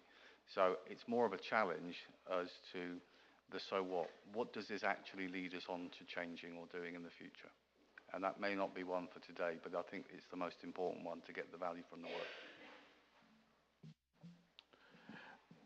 Does any officer, I do wonder if one of the ideas is, you know, a shared ambition has a regular, you know, a point on our agenda. We should be having a review, and I don't know how we're going to do that in terms of once the document is out there, are we actually going to have a board meeting? So yes, we're working towards it. Yes, we're working with our constituent authorities and further, but the idea that actually we should be reviewing, what have we done? The very question, the audit process. So back to you, Kate, as an officer. Thank you. The so what question is absolutely key, and I think there's a number of ways that we can try and approach that. And within the board paper, you know, we were suggesting that there could be at least an annual summit. That was something that came through incredibly strongly from stakeholders, just the power of having everybody in the room together and making those connections, those relationships and spotting opportunities. Clearly, we would be wanting to look at having a set of metrics around the outcomes, so the 4 outcomes. We will be continuing work to look at a set of metrics around those, and we'll be wanting to bring them back to the board, and we could do that. There are a number of ways that we could do that, actually, so that I think would be the next piece of work. That could be wrapping it into the corporate performance report. It could be something that we bring here every 6 months or annually, but it's more than just metrics. It's about kind of influencing how things are done, and I think there are bits that we can learn from the improvement journey in terms of some of that evidence and how we measure and capture some of that. So I think we're looking at a number of different ways of kind of playing back and challenging how this is taken forward. I'm going to bring Rob in a moment. Oh no, please. Oh, sorry. I wanted to respond because I can see the amount of work and effort that's gone into this, and there's obviously undeniably some real value in bringing together. I suppose my theoretical question was because maybe I've moved to the side of I can see a purpose and a value to this, and I think this could be useful. So, you know, that's a really important step. But the next one is a new officer joins the team in 6 months' time and asked to draw up a revised plan for growth or plan for investment in our region. Will there be a checklist that says, well, before you get going, don't forget we've got some priorities from this document and this document, and we need to cross-check to make sure. I'm sure it's in hand, but I think that's just the constructive challenge. It's a constructive challenge. Rob, did you want to say something there, and then I'll come to you. Yes, thank you. I just wanted to add to what Kate said. I think there's a few things. If you read the feedback from Richard Carr as the chair of IOB, and now I can't remember what it's called yet, he and the board are quite keen on understanding the delivery of the shared ambition work, recognising the shared ambition work has been a key thing that they have been focused on over the last 12 months plus. And I'm very clear with them, and I'm clear with all of you, that actually we do not need loads of different things going on. Back to your capacity point and how we do things, the local growth plan needs to, the main 10-year plan needs to hang off what is in this shared ambition, and needs to have clear links and starts to deliver things that will have those effects to those commitments. I think there's a point also about how we make sure it's related for our corporate strategy and various different things that we bring forward. But equally, I think for the people in this room and wider contributors and stakeholders, referencing it in things that they are doing as well, as much as they can, or what they're developing, and hopefully that's what we'll get to see. And I think from our point of view, staff coming into the organisation and our induction process, this will be added to the many things that they get talked through in the induction process when they join us. Lucy, Councillor Nessinger. Thank you. It has been a lot of work producing this document, and I would concur with a lot of the discussions that have gone on about how the most valuable thing about it, it's a great document, but actually the most important thing about it is the way in which it was produced and the number of people who have engaged with it and with the production of it, and are now engaging with signing up to these are our shared ambitions, and they need to be shared. And I think, just picking up on what Al was saying about new officers coming into the organisation, I think it's actually just as important to think about new politicians who might be coming into the organisation. There are a number of us who are up for election or re-election next year, and having some sense of this is what the place is asking for and working towards is really important as we have that. The democratic process is really important, but it can also be quite unsettling sometimes in terms of the direction of travel. And because this has been worked on by so many different groups and signed up to by so many different groups, it does provide a sense of continuity going forward, kind of regardless of what the outcomes of those elections are. So I hope that it will allow our organisation, this organisation kind of meeting here today, but also partner organisations across our place, to have that sense of consistency and shared vision while other stuff goes on around it. So I think it's not just officers who need to bear that in mind. Thank you. Thank you. Councillor Davey, you indicated. Yeah, the risk of boring everybody by echoing things that we said, the journey is the important thing. And I think within that, there's a responsibility for us as constituent groups. We're not going to get everything that we want. So there's some balance there that has to be accepted. I'm still a bit puzzled by some of the data you've used. I just don't get Peterborough having more tourists than Cambridge, if I'm honest, and I think that needs explaining because it doesn't look common sense to me. Bearing in mind what I see on a Saturday in Cambridge as opposed to what I see when I go to Peterborough on a Saturday. So there's something, again, little bits, but the other thing I think that's really important and what I like about the document is the inspirations that you use and that have been used about how we can look beyond our region, beyond, if I'm like, the nation actually, as to how we take things forward. And I think one of the things that would be quite helpful to do as part of the combined authorities journey is to look at how we might link up. And I think while I take on board Al's point about capacity, it's not just down to combined authority staff to do that. I think that's really important. It is a combined authority, which means we have responsibility within our constituent groups to do that, in addition to the partners. But overall, I really welcome the work you've done. It looks great, and thank you very much. Thank you. Well, Councillor Bailey, Anna. Sorry.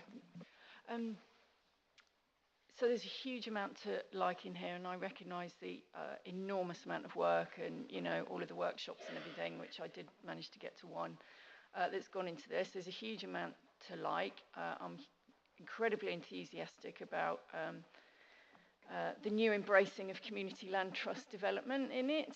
It's nice to see that coming back because we stopped our support for community land trust, community-led development, much to my sadness previously in this authority. So it's good to see that coming back.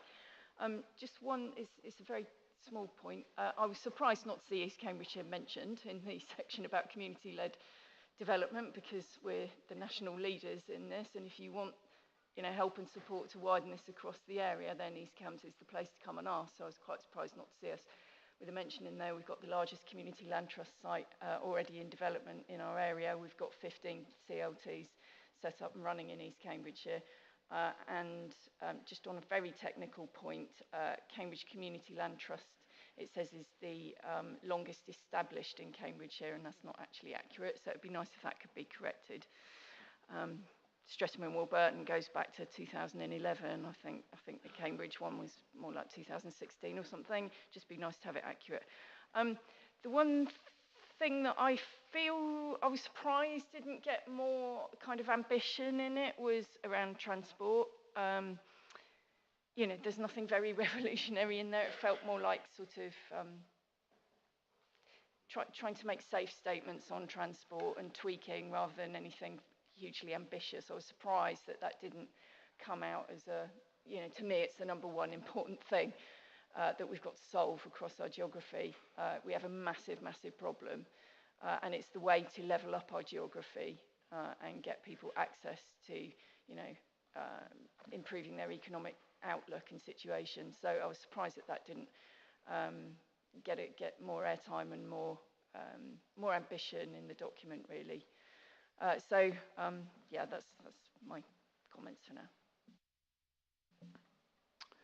Thank you. No more comments. Thank you.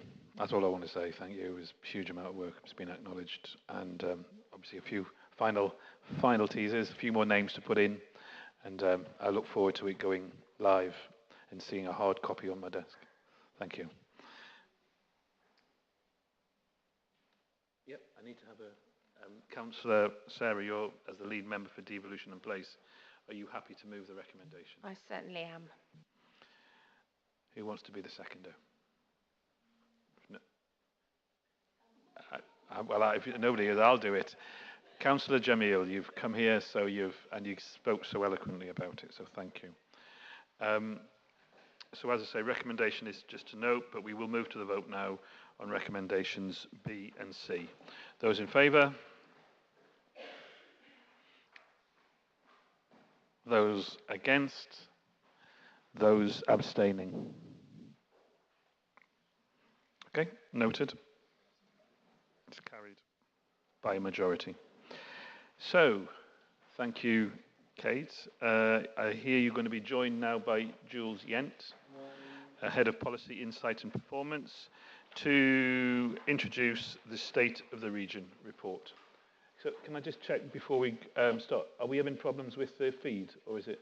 The stream is absolutely fine. We just connected this on Zoom. All right, so the stream is still good. Thank you. Jules, over to you. Thank you, Mayor. The State of the Region evidence base provides the combined authority with a foundational pillar which will underpin all future policy, strategy and decision making. The paper presents the project outputs, how we have worked with partners, how we will disseminate the findings, handover arrangements, and our plans to strengthen the evidence base on an ongoing basis. Picking up on the public question earlier in the meeting, we will be bringing additional indicators into future iterations, and this could include further data on water scarcity. Following approval of funding last summer, constituent councils have been closely engaged with combined authority officers through working groups, and we've been co-developing each stage of the review. Members and many other stakeholders have been engaged through workshops and focus groups. Regular updates have been presented to leaders, overviewing scrutiny committee and chief executives. We have responded to and accommodated feedback and are now delighted to present this paper. State of the Region 2024 comprises a report which starts at page 113 of your agenda pack, summary slides, and an interactive dashboard. And you can link through to this from page 111. The report and slides will be updated annually, and the dashboard will be updated as new data becomes available. So State of the Region has already been used to inform the shared ambition that's just been discussed. It will underpin the local growth plan covered in the earlier Chief Executive's highlights report and the refresh of our climate action plan. All the elements will be published on the Data Observatory for our region, Cambridgeshire and Peterborough Insights, and rolled out to stakeholders with presentations, lessons learned discussions, and planning for State of the Region 2025. We are extremely grateful for all the hard work that has been done by officers from our constituent authorities, and we look forward to continue to work collaboratively to build on this review. And I'm joined today by Lawrence Oakes-Ash from our consultant City Science, who's on the Zoom call, and together we'll be very happy to answer any questions.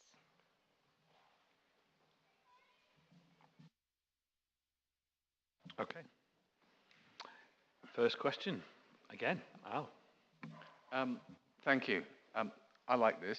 I think from a business perspective, the world has moved very much when we look about opportunities to evidence-informed requests for investment, evidence-informed decision-making, and the more there is data, fresh data that's pulled together.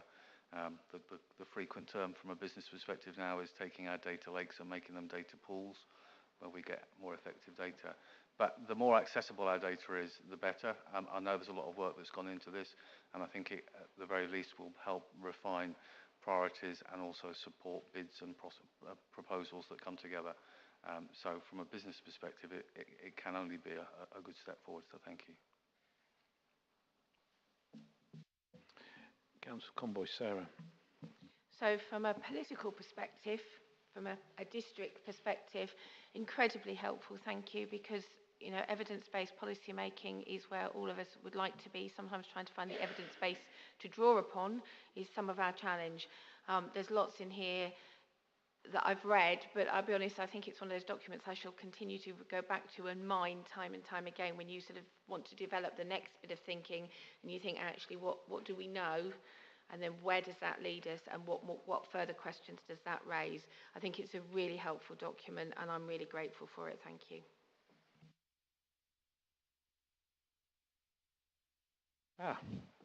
Darryl. Thank you, Matt. It's just an observation. You recall at the Leaders' Strategy meeting, I questioned some of the data, and I'm really grateful to your officers who reached out straight away and were able to clear that up. But I've heard a couple of other comments here today, Councillor Davey and Al as well, when we talk about data. And this is an ongoing issue. And most of it is not around our individual analysts, it's actually understanding each other's data. And without that, you know, we really are struggling to understand what it is we're trying to achieve. For some time now, there's been discussions around, you know, sort of pool resource centrally across the public sector, certainly across Cambridgeshire and Peterborough.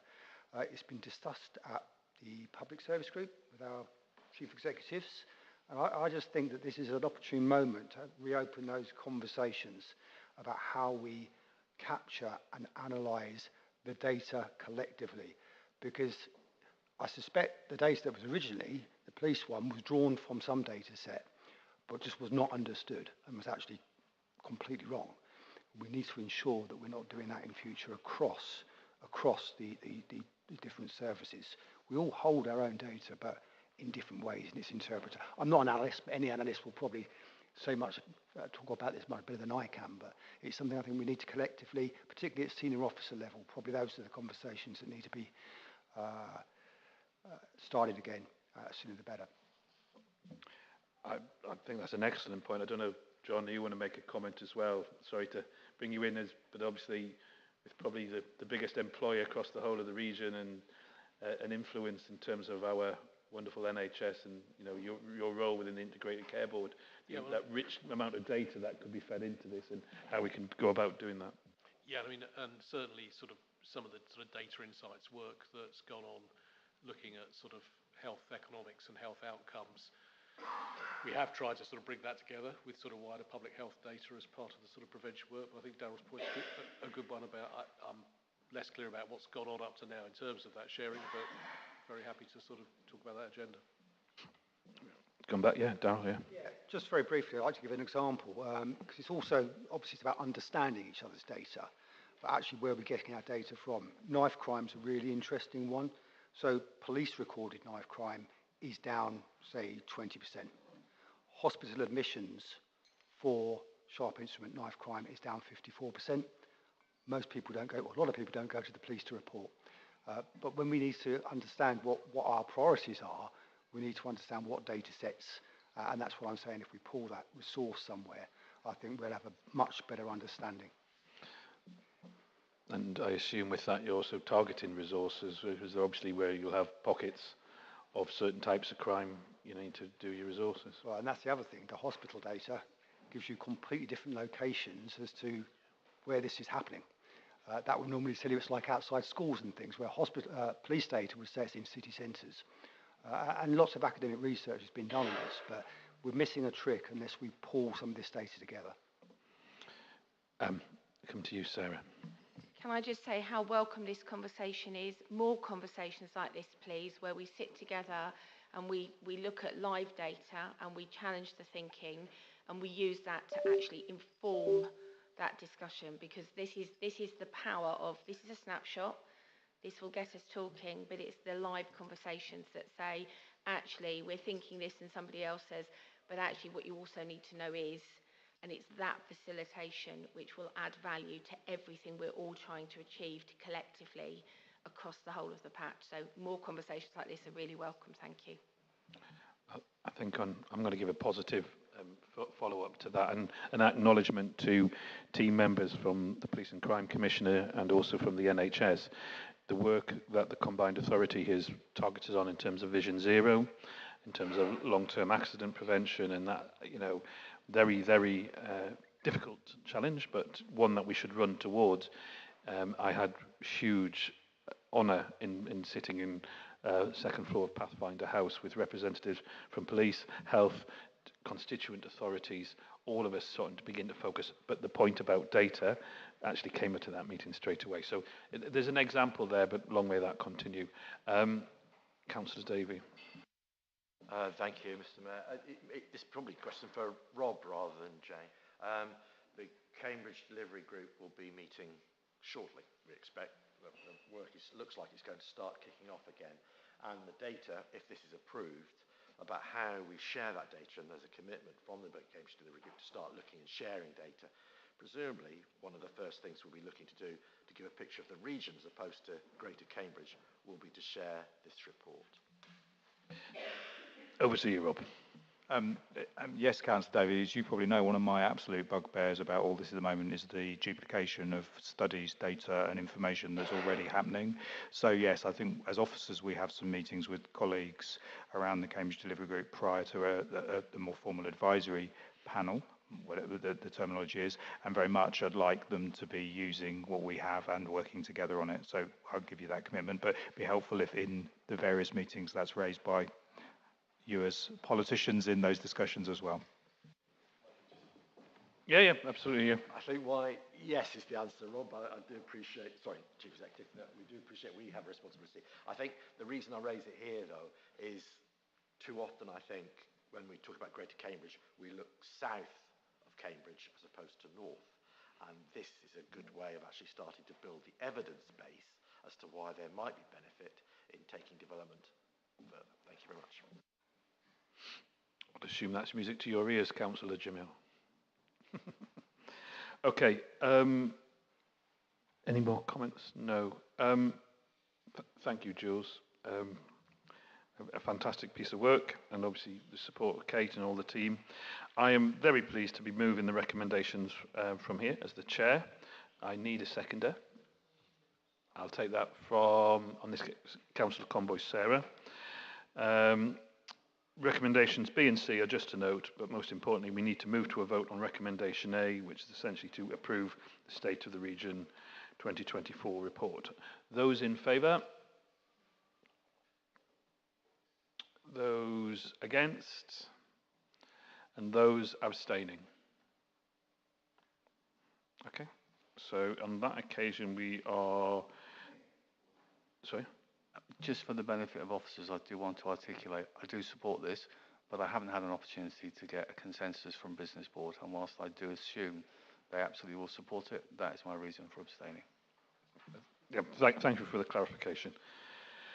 Okay, just for the record, we've obviously been going since 10:30. There is obviously a little bit more to go. I was going to assume that we go to 12:30 and then get some lunch, or we just keep going. All right, well, if nobody wants even a comfort break or anything like that, well, we'll have a comfort break at 12:30.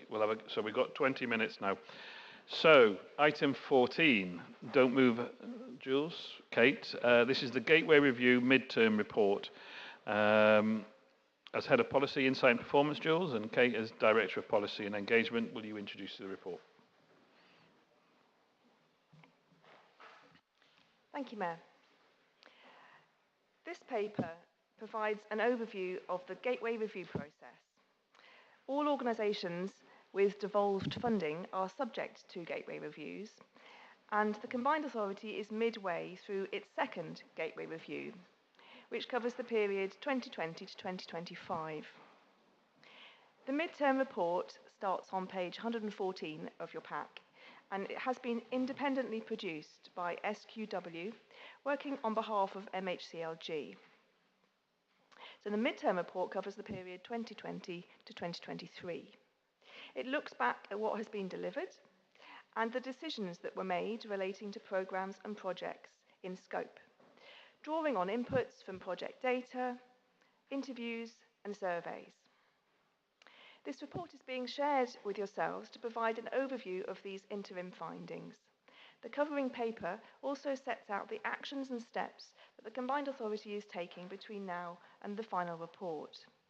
A lot of what we have been hearing earlier about the improvement framework will support the effective delivery of the programmes and projects that are in scope for the final report. We're currently commissioning the evidence papers to be shared with SQW in Q2 next financial year, which they will compile into the final report, and that will be submitted to MHCLG in October next year. And we expect to come back to board with a report on the full Gateway review findings in Q4 of next financial year. I'm very happy to take any questions. Okay. Are there questions or comments on this report?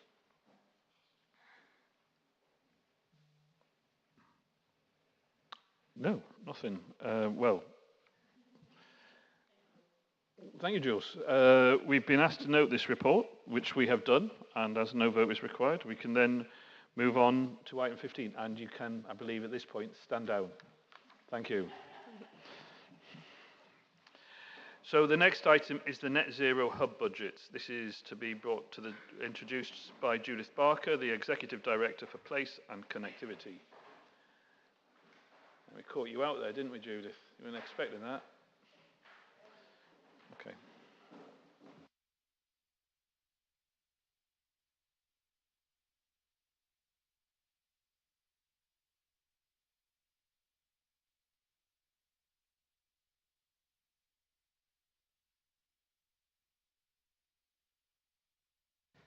Yes, apologies, Mayor, just getting all my papers in order. So yes, I'm presenting the paper regarding the Greater South East Net Zero Hub budgets. And particularly, I attended the Hub Board on the 3rd of September as part of my role as the Senior Responsible Officer, and a number of updates were provided to that board regarding the capital budgets, which you see in your papers today. and those, I don't have the delegated authority to make those changes, and so therefore we have brought those budgets to the board. So for clarity, the revised budgets have followed change requests and grant funding that's been agreed with DESNES, the Department for Energy Security, and Net Zero. And obviously, as the paper says at 1.2, the expenditure is fully covered by the grant received. Obviously, board members will note that, as we discussed last time, there is a red risk rating for the HUG-2 programme. And obviously, we provided a brief update, I think, in response to a question on the 3rd of September, and it does still remain at the red rating. Performance is being very tightly monitored on a weekly basis to ensure that there is a pipeline of continued houses and properties coming forward, but it is looking, and obviously this was questioned at the last board meeting, it is looking unlikely that the full scheme target will be met. The target for the whole year is 1,643, and that would require 228 homes a month to be retrofitted, and at the moment they're working at between 100 and 110, and that is following a very considerable marketing campaign and piece of work around drumming up interest and so on in the scheme. So it is worth being aware that that pattern of there being considerable marketing activity and then considerable dropout the figures that are being experienced by the Net Zero Hub are at a similar rate to those seen nationally. So when you look at the national figures, you see that broadly of 100 leads, only 10 translate into grants going ahead, and that is indeed the experience of the Net Zero Hub. So if they have 200 leads in a month, they're only getting 20 properties from that. And the reflection of that is that that's because the scheme is so complicated and it is so difficult to meet the terms of the scheme. You have to be off gas. A lot of obviously people don't necessarily pick that up from the detailed marketing, despite the best efforts of the marketers, and so there is a very high dropout. Then of course there's people's own personal circumstances which might drive them not to take the action at a particular time, but there's a considerable amount of work that is going on to maximise the numbers, and there's a meeting on the 25th of October which I will be attending with Maxine Narborough to continue to make the point around those risks. But those grants that we pay out, we are receiving the cover for that, and any revenue consequences of that will also be the subject of that meeting on the 25th of October. So the overall budget position, obviously I'm just seeking cover for my receipt of these budget details at the board on the at their board, on the 3rd of September, and I wanted to reassure the board that I am staying very close to the position and making sure that the numbers are maximised, the grant continues to be covered by DESNES, steps that can be taken nationally or locally to mitigate the risk are taken. Obviously happy to take any further questions. Al. Thank you. My one question, which I'm sure there's a perfectly clear rationale for, was given the challenges in meeting targets on that HUG-2, we're not reflecting any revision. I appreciate income comes to fund and what isn't used goes back, but would we not expect to see the revised 24-25 allocation for the HUG-2 reduced because we know the capacity is not there? That will be Chair, that through you, that will be subject, that will be part of the discussion on the 25th of October. There are a number of change requests that are being handled by the team at the department, and not all of them have we had a full response to yet. So that's part of the ongoing discussion. Councillor Smith, Bridget. Thank you very much indeed. So I'd just like to express my thanks to Judith and Maxine and all the team who've been working on this.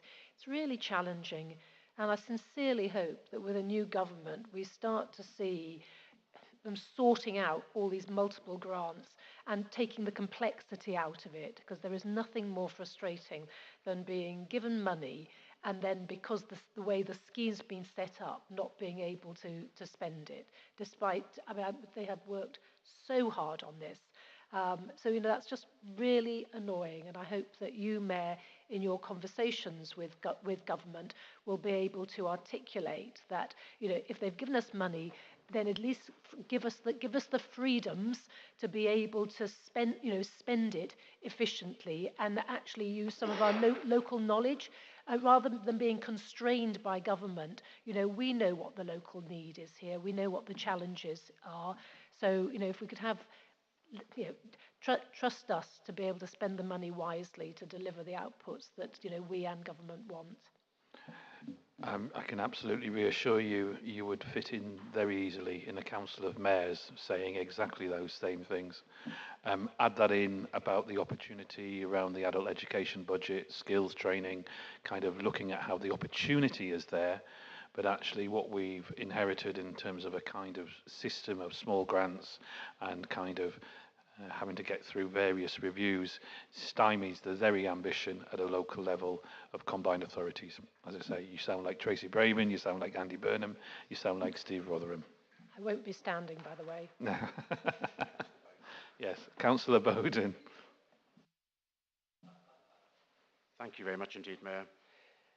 In 2021-22, in fact in 2022, I did comment on just how disappointing it was that the predecessor scheme to this was so lamentably failed in terms of the targets which were achieved.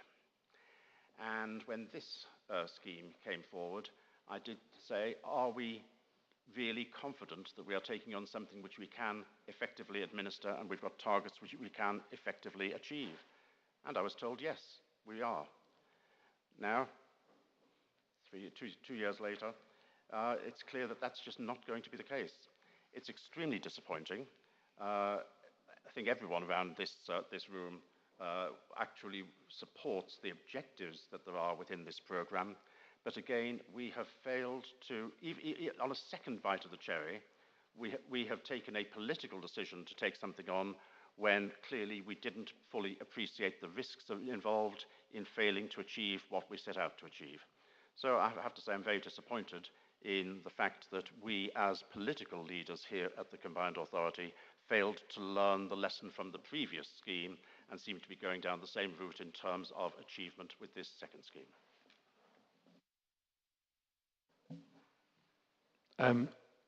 Judith, if you could come back on that. Thank you. Although obviously there are situations where CPCA makes an application for funding and then needs to fulfil those terms, this is a slightly different scheme in that this is part of the Greater South East Net Zero Hub, which delivers HUG2 across 42 local authority areas, and the CPCA act as the accountable body for the Greater South East Net Zero Hub.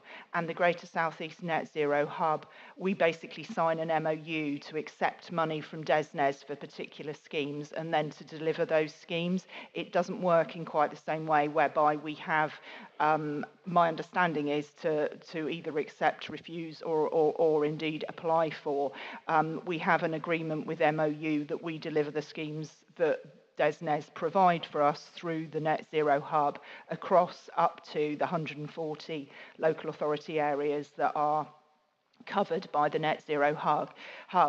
So you're quite right that we delivered the HUG1, and indeed looking at the national statistics that I have in front of me, nationally only 4,000 homes across the UK were actually completed as part of the HUG1 scheme nationally. In HUG2 at the moment, there is only 2,200 homes that have actually been upgraded. So clearly this is part of a national issue, and the team at the Greater South East Net Zero Hub are doing their best to generate as many leads and work with the supply chains to generate as many homes, retrofit as many homes as they can. But I think from understanding the picture, I think, and it's well understood and articulated that there are challenges with this scheme nationally, but our performance is at the same or better than other places that are delivering it. A very important point to make, I feel. Councillor Bowden.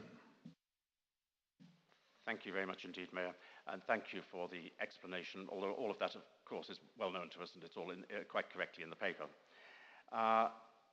The fact is that having been given an assurance that we were taking on something which we thought would be able to be achieved, it's very clear, and it has been clear for some time now, that that's not the case. Year one could always have been an anomaly.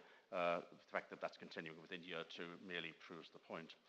And what concerns me from the point of view of public money here, and I'm not just talking about the CPCA here, I'm talking about the public money which is behind this, particularly from government, is that the result of this failure, and let's be quite honest, it's not merely a failure within the southeast region, it's a failure right across the country, but the failure properly to evaluate this programme has ended up with a position where the ratio of administrative costs to actual spend on the good that we're trying to achieve, that ratio has significantly increased.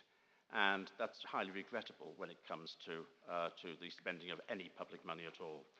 And I think that it's really important that when we do take things on, that we do learn from lessons past. If we failed, I use the word failure, where the targets have failed to be achieved in the past, we should have been more robust before taking something on in the future. It looks very bad indeed as far as this combined authority is concerned, even though I fully appreciate that the actual delivery is down to individual local authorities right across the southeast. But we must try to be more realistic in future when we're evaluating what it is we're taking on, what the administrative costs are going to be, even if they're not borne by us, and based on that, to make decisions about how to move forwards. As I said, the objective that there is within this scheme, I support 100%. It's very disappointing, and not just here in the CPCA area, not just in the southeast, but right across the country, it's very disappointing that there has been a failure of achievement on this very important objective, which anyone who has any concern about efficiency, energy efficiency in the home, anyone who has any concern about that would want things to have turned out better right across the country and here in the southeast. Thank you. Councillor Smith, Bridget. So if I may respond to that, let's just be really careful here about where we apportion blame and where the failure lies. The failure lies with the previous government setting up a scheme that was undeliverable, and it's been undeliverable across the whole of the country. So I'll have to ask Judith to confirm how the money was allocated, but I think it was allocated according to identified potential need. So it wasn't us bidding for that money. We were allocated the money by government, who used whatever algorithms they have to decide where the need was throughout the whole UK. So, we weren't saying we need X amount because this is what we can spend. We were given X amount by government and told to do our very best with it.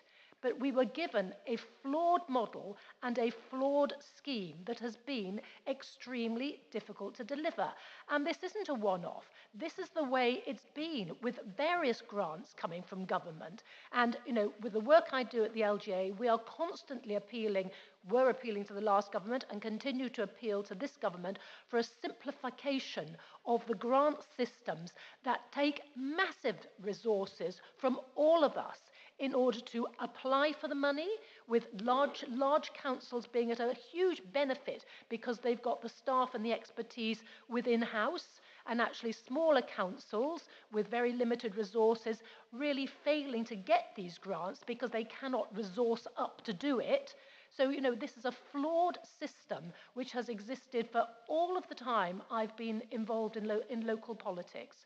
So, I really will not have blame attributed to either our officers within this organisation or Maxine's team, who I know have really, really struggled with this and done their very best. The blame and the failure rests with the scheme, and that scheme originated with the last government. I just hope to heck this new government can sort it out so that we can capitalise on our ability to deliver. We absolutely can do it, but you've got to give us the tools and the mechanisms to deliver. Thank you, Councillor Smith. Councillor Bailey, Anna. Thank you. I think to be fair to Councillor Bowden, he wasn't blaming any members of staff in the organisation. He recognised that it's a national problem. I think his concern was our evaluation to take on this next round and the assurances that we received that we were able to deal with it this time round. Clearly, there are massive barriers in the way, whatever those are. I couldn't begin to understand them. My question was rather more pragmatic, practical one, Judith, and I just wondered, I mean, my understanding of this is that actually local authorities in our own patch are generally not in this scheme. It's other areas, isn't it? So this is not about Cambridgeshire and Peterborough, but clearly, as Councillor Smith says, it's very frustrating when we've been given this money to help people and provide, you know, improvements around energy use, etc., that we can't get it out there. So I am just interested to understand if there is anything more that can be done in terms of the marketing, and it sounds like, you know, huge efforts have been made, but I wonder at how local a level that's really practically happened, and are we able to identify individual households and write them individual letters rather than, you know, a sort of marketing leaflet that looks a bit dodgy coming through the door and you don't really know who it's from, and do you know what I mean? Like something much more real and tangible, and I just wonder if there's anything that we can do to try and, you know, speed it up and make it better. Over to you, Judith. Thank you. Yes, the nature of that conversation is very similar to the one that's been held in the weekly Hug 2 sessions within the Greater South East Net Zero Hub. So, as I say, I think there's 42 different local authorities that the Hug 2 is being delivered by the Hub. And yes, each of them are looking at different methods, and then they're pooling that and looking at what's most effective. So a whole array of things. So that they've been doing door knocking, they've been doing, as you say, personalised letters, because they've absolutely identified that has a much higher pickup rate than, as you say, a marketing leaflet. They've been working with libraries, they've been working with pharmacies, so that pharmacies on the bag that you pick up your prescription has an advert on there. And talking to pharmacy staff, they've been kind of comparing whether the approaches they've used in Kent, which has been a sort of one particular, say, door knocking, has differed to Essex, and how they can learn across the place to have better outcomes. I mean, they've basically found that social media doesn't work, and indeed, if you get people through that method, the dropout rate is then higher. So what they're also looking at is what is the route to market? Has it made a difference on reducing the dropout rate later?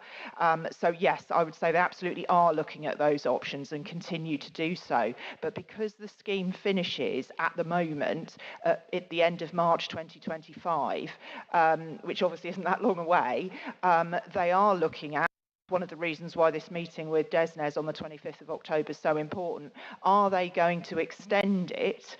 Because otherwise the marketing needs to stop, because it will take 6 months to actually get these people through.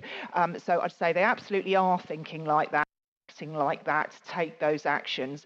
But this understanding of is it going to wind up? Is it going to? Are they going to be allowed a little bit more time to translate the people that they've got in the pipeline into action? Is a key milestone to actually see where they can go with the people that the leads they've generated.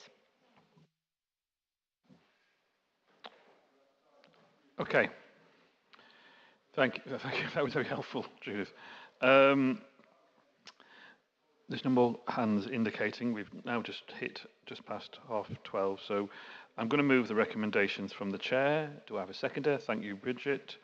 Recommendation B is to note, but we will need to vote on the recommendations A and C. Those in favour? Those against? And those abstaining? Okay, so that's passed by a majority. As I said there, we've now done for a 2-hour slog. We are, however, have only got 4 items to go, one of which is obviously the Transport and Infrastructure Committee. Just to check, Mohammed, you're staying. Lucy, you're staying. Yep, so we're going to have a break. Food is next door, hopefully do it 20 minutes, and then we'll get back in here aiming for about 10 to 1. Okay? Thank you. Mayor, I think there are 5 items left on the agenda.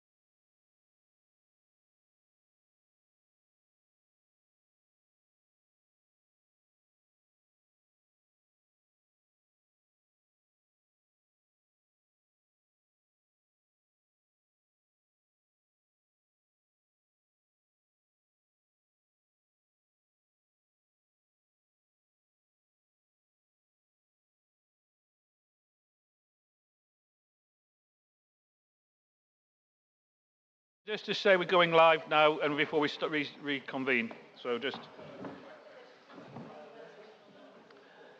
Okay. Thank you, everyone. And for those watching, my apologies, we have to have a break. We've got a small amount of business, 5 more items to go. And I think we're all here. We are still the same numbers as before. So the next item is the Cambridgeshire and Peterborough Business Growth Company Limited. Richard Kenny, as our Executive Director for Economy and Growth, will you please introduce the report? Yeah, thank you, Chair. So hopefully this will be a really brief introduction to the report. It's fairly straightforward and it deals with, again, something relating to the past, very much a legacy issue for the combined authority, but essentially what we're looking for today is to follow on the recommendations of the growth company to wind up the growth company now, given that the time-limited Growth Works project is completed at the end of 2023. And having agreed to wind up the growth company, we also need to appoint an additional director just to take that process of closure forwards. It's very likely that the chair of the company will resign at the point at which we make this decision today. So we need an additional director to help us deal with that in terms of the governance. So that's the position. The growth company, as I say, relates to a time that has now passed. Associated with the report today is 2 evaluations, so you can see the impact that the growth company has made in terms of the Growth Works programme. And I'll leave it there, Chair. Any questions? That's fine. Thank you. Thank you, Richard. As you said, relatively straightforward, but people may have, I know it's in the past, but are there any questions in regards to this proposal recommendation? There isn't any, so I'm going to take that as you were right. We will move to the vote. I'm moving the recommendation from the chair. Do I have a seconder? I'll take it from Al, from the business board. Those in favour? That's unanimous. There you go. Thank you. That's unanimous. Thank you.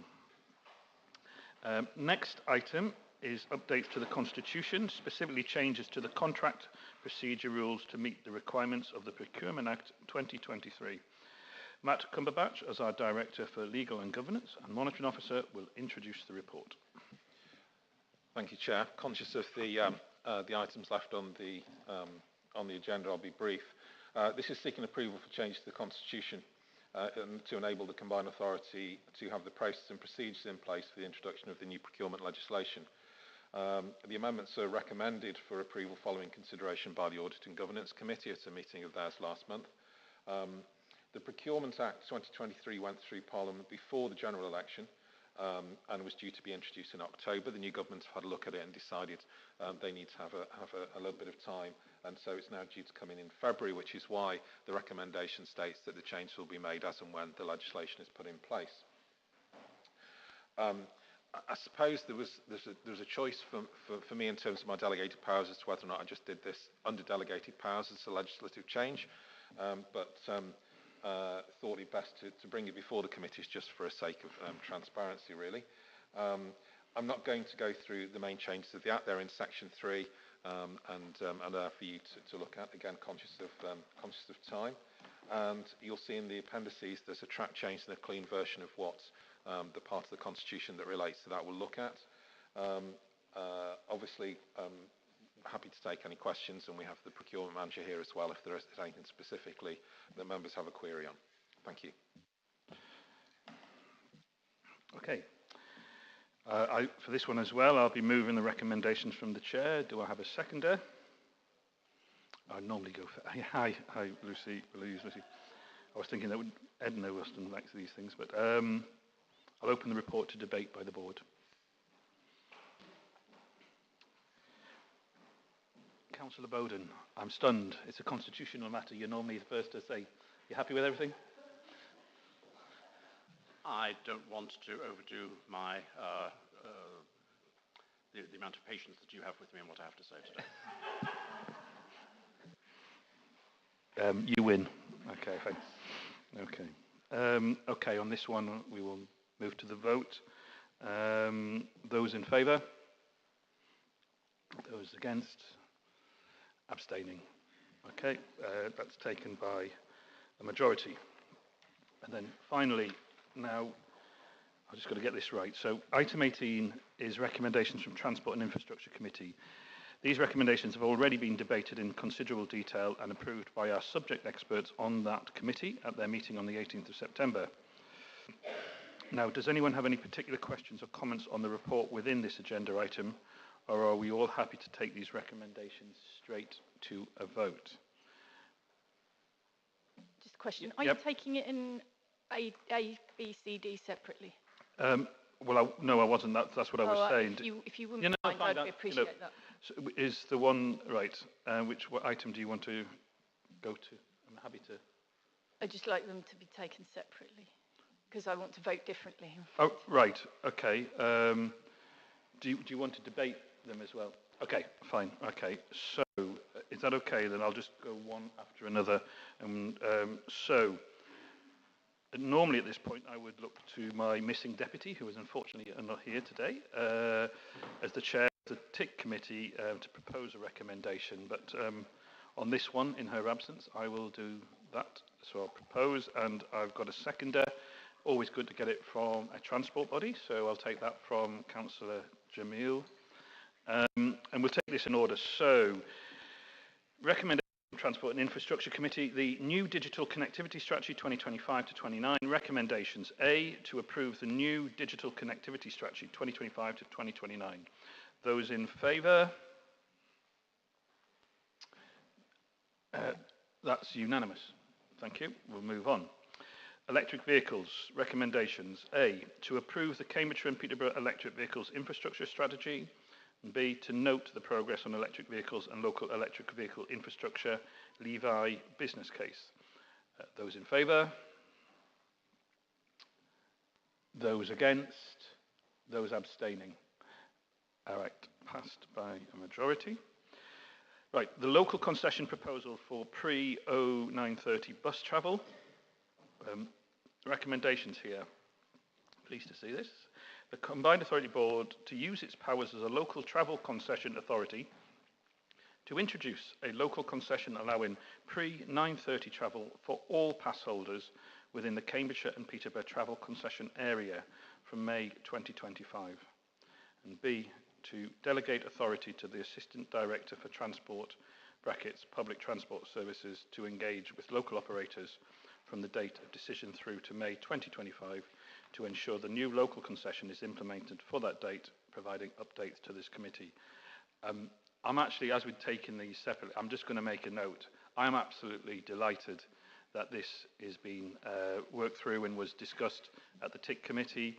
It is certainly true that I had lots of representation for various concession pass holders who felt that this idea that they were somehow excluded from the opportunity to use that pass before 9:30, being inclusive and bringing them all on board, to me was a kind of all to do with tackling inequality, and I'm really pleased to see this. Of course, that also extends, for various reasons, obviously, for all ages. So that's what I wanted to say. I don't know if anybody else wants to, and if not, I'm going to move to the vote. Those in favour? Those against? And those abstaining? Thank you very much. So that is passed with a majority. And then finally, the Local Transport and Connectivity Plan and Associated Strategies. Recommendation: to delegate authority to the Assistant Director for Transport in consultation with the Chief Finance Officer and Monitoring Officer to enter into one or more contracts with a relevant delivery body as needed to continue the development of the LTCP sub-strategies. Okay, we're going to move to the vote. Those in favour? Those against? Okay, and okay, no abstentions. So that's carried by a majority. Okay, I think we are now at the point where, following the rearrangement at the start of the meeting, we're going to move on to what was item 8, the motions. Okay? Okay, so we have received one motion in advance of this meeting. We do not have any specific rules over timings for debate on motions, and I have to say, when I realised we were having this, I thought, oh, I'll have to gem up on what we're going to do, because I hadn't come across this before. But please keep speeches to a maximum of 5 minutes in length. Up. If I notice repetition or feel the debate has been thorough, I'll move to conclude the discussion. Would Councillor propose the motion? Would you like me to speak to the motion or just propose it? Well, I'm proposing it. Yeah, are you proposing it? Yeah. I am proposing it. And Councillor Bowden is seconding the motion. Which I'm happy to propose. Okay, fine. So Matthew's a stickler for these rules. So, Councillor Bailey, would you now speak to your motion? Well, I would, but I'm rather surprised to get such a long, complicated amendment, before it even had... It would have been nice to see this in advance, but there we are. We'll deal with that shortly, and perhaps we can take a bit of an adjournment to look at the amendment, because I don't, it's a long, complicated amendment. So, yes, I've brought this motion. It's a motion that's going in the vast majority of councils and local authorities and organisations across the country. And I noted recently with interest the Mayor's comment at the Cambridgeshire and Peterborough Health Watch Summit, when he said that ours is a region having to contend with multiple layers of really very entrenched, very pronounced poverty and deprivation, which is, of course, true. So I know our concern about and our compassion for the particular group of older people that will be hit hardest by the government's recent policy to end universal winter fuel payments. Pensioners who are on an income of just £218.15 per week are losing their winter fuel payment because they're not eligible for pension credit. That's an annual income of just over £11,000 for a single pensioner, which is less than 1/3 of the average national wage at £35,000 and is significantly below the living wage. And there are others across the country, and here, of course, in Cambridgeshire and Peterborough, that despite the best efforts of the constituent authorities locally, just simply won't apply for pension credit, even though they're eligible. They will just go without, just make do, they'll just leave the heating off. And these are the very people that the Mayor spoke of at the Health Watch Summit, whose health and well-being will be negatively affected. So here in Cambridgeshire and Peterborough, there are some 138,176 pensioners affected by this change. And of course, heating costs are on the rise again. The energy price cap has been raised by £150, and it's taking 9 weeks on average to apply for pension credit. And I've no doubt that that timescale is going to be rising because there are a lot of applications. My understanding is that nationally there are now 780,000 pensioners who are eligible for pension credit because their income is below the £11,400 threshold, but we know that it's just a fact that thousands of them simply will not apply and therefore will lose out. Frankly, this is a choice by the Labour government. They have the choice to stop this, they have the choice to delay it, they have the choice to implement it better. And I think there are nuances that could be made to improve it. They need to hear from us. The power of a unanimous voice from this authority, including our Labour Mayor, should not be underestimated. The government could write to those 780,000 people individually and directly. It could set up a fast-track telephone application service. It could link the payment to those already in receipt of attendance allowance. It could link it to housing benefit. Lots of different creative things that could be done to get the money out to the people who need it the most.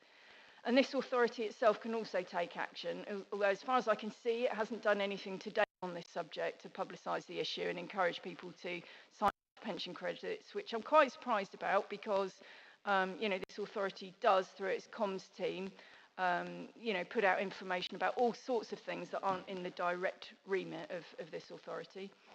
So we can support the efforts of the constituent authorities who I know are working hard to support people through this. So will the Mayor and board members support the vote that took place at the Labour conference recently and unanimously support this motion, which in fact mirrors that passed unanimously last week by South Cambridgeshire District Council? And will you carry out what the motion asks for and send a united message to government to stick up for our most vulnerable residents in Cambridgeshire and Peterborough? Thank you. Councillor Bowden, would you like to take the opportunity to now speak on the motion? I shall do so now, if you don't Okay, mind. thank you. Thank you very much. And I'll be very brief. A lot of misinformation has been given out concerning winter fuel payments. And the main misinformation which has been spread is that it is unfair and unrealistic in current economic circumstances that these winter fuel payments should be given out to millionaires. And whilst no one can deny that fact, that is not really the effect of what is being done by the government or being proposed by the government at the moment. What they are proposing is to introduce a threshold for the winter fuel payments, which is far, far too low. That threshold being the pension credit threshold. And the effect of that is that some of the poorest pensioners that we have are the ones who will be penalised here. Because there is a cliff edge, so far as benefits are concerned, at the pension credit threshold. And those who are above that pension credit threshold in the income that they receive do not get entitlement to a whole host of benefits.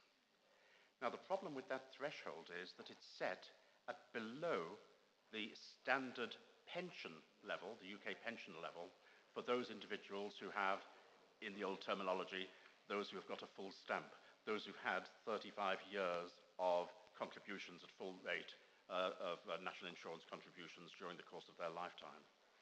So those who have worked, very often in very low-paid jobs, and nevertheless have achieved more than 35 years of NI credits in full, those individuals, many of whom have no effective savings at all, those are the individuals who qualify for a whole host of things they would qualify for if they qualified for pension credits, and they're the ones who are being hit by the money being taken away from them.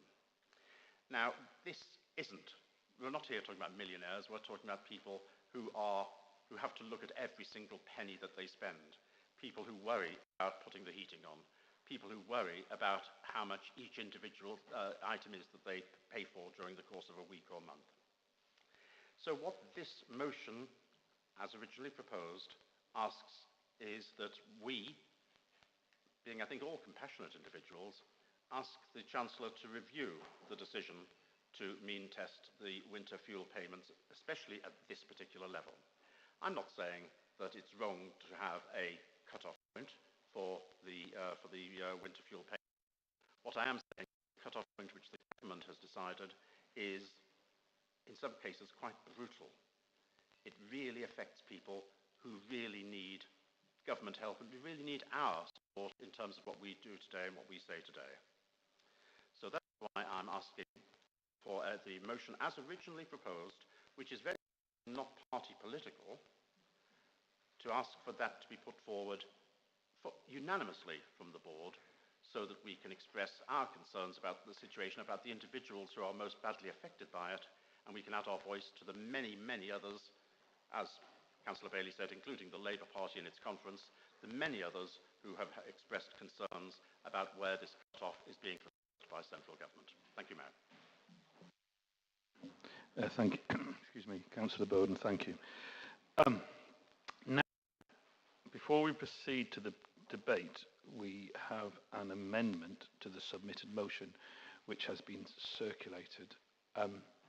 Councillor Bailey, you mentioned you wanted 5 minutes or something? Or? Well, I've been trying to listen to other speakers, so it's a long, complicated amendment. So I think it's, I'd like to happy to say time with it. 5 minutes. Understand the effect 5 minutes, of it. yeah, no, fine. So it would have been polite to circulate it in you'll find it's long and complicated. Just deletes quite a lot of what you've said and inserts stuff. Okay, well, yeah, but I haven't had a chance to read it and absorb it. I'm not in a position. Okay, I've actually had it.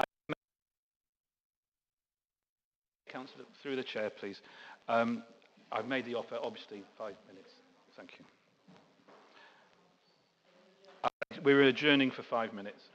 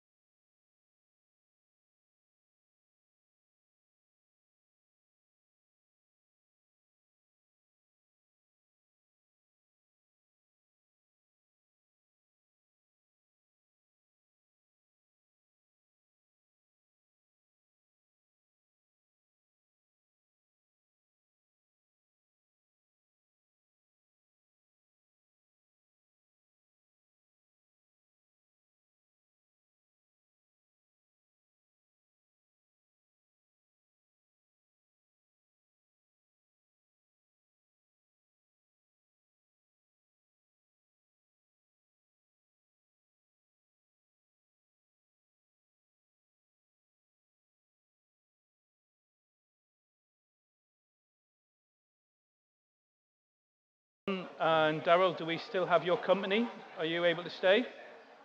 Are you yeah, no, obviously, and just to remind you, we have a plan for an LSM this.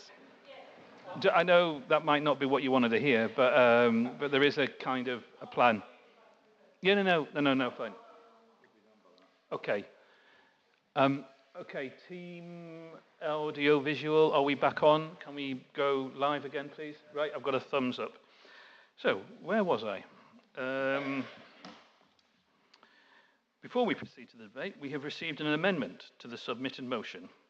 Would Councillor Mike Davey please propose the amendment? Thank you very much, Mr. Mayor. I just reassure Councillor Bailey, I wasn't seeking to stop you having the 5 minutes. I was just trying to state that it's not as complicated as it may look in terms of reading. I think it's interesting that motions, I understand it, are very rare coming to combined authority. I think it's some years since we last had one. And I think the reason for that is in the title of the authority. It's a combined authority. It's aiming to propose things that are in the interests of the entire region, which therefore means, by its very nature, that you're seeking to find a collective approach to the authority's issues, whether you live in Ely, Littleport, Wisbech, or indeed Cambridge.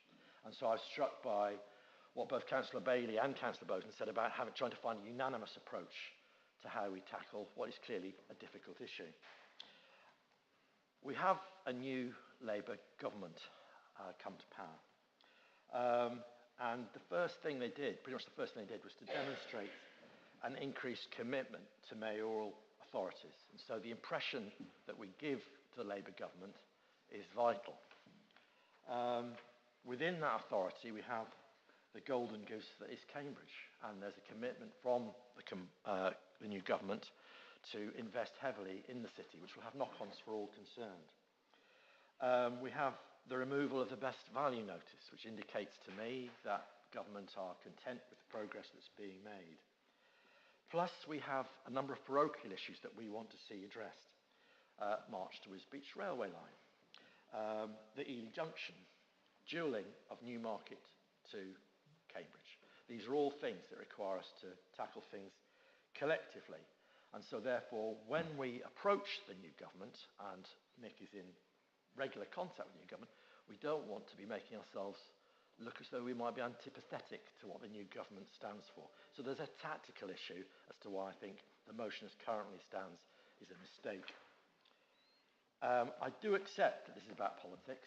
I was here purely because I was elected.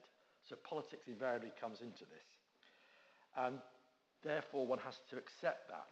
But this isn't about politics locally. This is about trying to undermine the national government. And this is where the cheap point scoring can come in, because just as you were saying that they could have made different choices when they started, I would argue that when the Labour government came to power, we had to find £22 billion, a black hole that's now estimated as slightly more than that, that requires us to do certain things which are unpopular. And therefore, whilst we acknowledge that the decision to award the winter fuel payment to pensioners receiving pension credit was difficult, it's one that nobody wished to make. It's about trying to get the country back on course following the last 14 years of calamity. To do such, we, within the Labour group, welcome Labour government's commitment to protect the most vulnerable in our society by delivering the warm home discount. And that will be supporting the household support funds. There's a whole range of things that we're seeking to do. But that's not taking away and recognising that this particular initiative from the government is going to cause concern and anxiety to many of the people within our community. But I come back to the first point, why I propose this amendment, because it's about trying to have a combined approach to tackling what's required for our pensioners.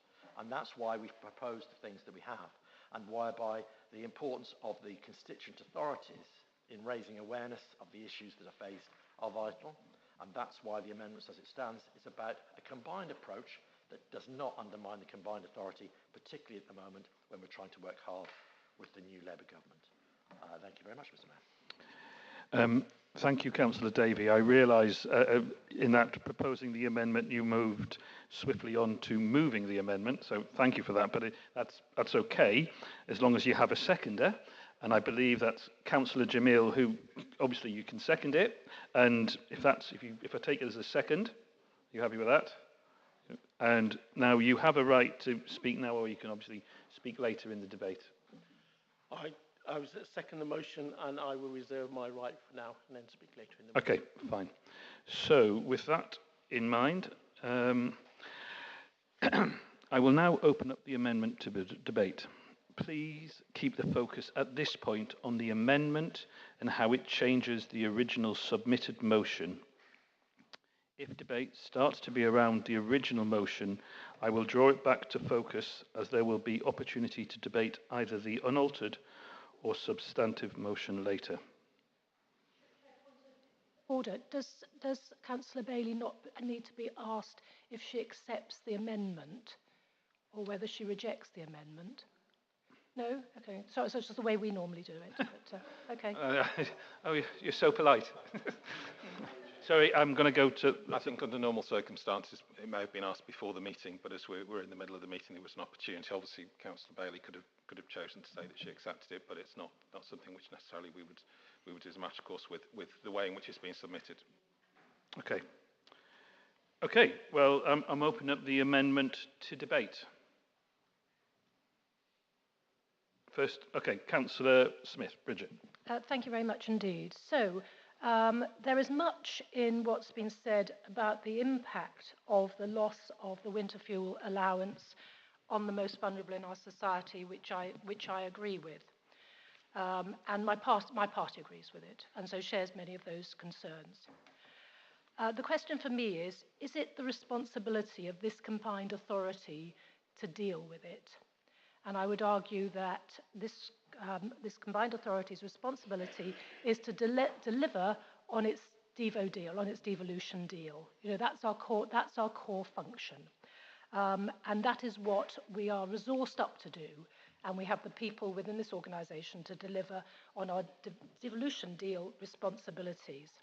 So my concern about the original motion and my reason for supporting the amendment is that I believe that it is the best people to deliver the support to our communities is those of us in both the unitary but also in the district councils. So South Cambridgeshire District Council has very recently followed the example of Cambridge City in utilising the LIFT software. We have just allocated, I think just a couple of weeks ago, about £100,000 over 2 years to pay for a member of staff to lead on this work. And we anticipate that this very clever bit of software will help us identify a lot of people who are eligible for pension tax credits and are not applying for them. And we will then ring them up and write to them, make direct contact with them, and try and encourage them to do so, which therefore means that they are eligible for the winter fuel payment as well. And I think I am, at district level, best placed to do this. So I think we all are. So the problem is if we try and force the combined authority into what I consider to be overreach, outside of its core responsibilities, we then set it up to fail, quite honestly. Because Cambridge and Peterborough is a massive area with an awful lot of people in it, and we had all the stats earlier in our State of the Region report. So these things, and we know from COVID that when government tried to get food parcels out to people and so on and so forth, it was all a bit of a disaster. But when that was devolved down to us at the lowest level, actually it was then a marvellous success. But that's not to say that the combined authority doesn't have responsibility. So its responsibility is not to do everything, but its responsibility is for convening, promoting, and advocating. And because we now have a mayor of the same political party as the government, to be our voice directly into government. So I absolutely think that we should be doing everything we can to support and promote and advocate for the work that we are doing at district and unitary level, but I absolutely don't think it's the job about the combined authority to do it. Thank you. Thank you.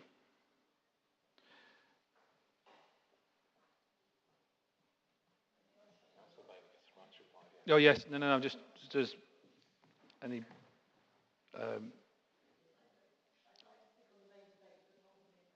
All right. Okay. Well, we'll come to that.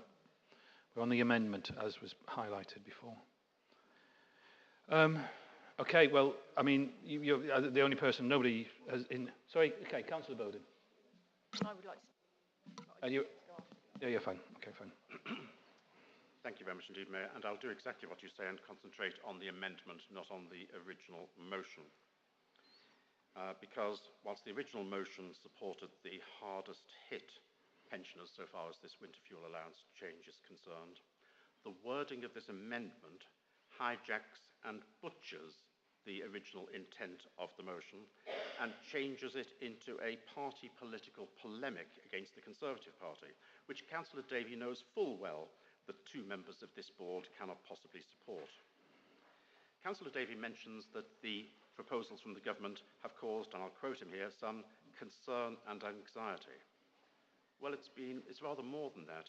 And if we look back at Labour Party promotions only a few years ago, this proposal, they said, would cause 4,000 additional deaths as a result of it being implemented, which it never was by a Conservative government, but apparently will be by a Labour one. So this amendment takes the focus away from those pensioners who are just above the pension credit threshold and puts the focus onto a party political attack. And if we look at what the board is meant to be, Mayor, under your leadership, we're meant to have cooperation and collaboration. Well, this amendment doesn't show any cooperation and collaboration at all. It takes us away from a position which all of us could have supported to one which we know cannot be supported unanimously by this board. And where's the compassion in putting party politics before poor pensioners? So the 3 C's seem to have been thrown out of the window if this is going to be agreed by the board. And in my view, it's replaced by 1C. And if this is approved by the board, it will be a sign of callousness. And that's the new 1C for this board, apparently.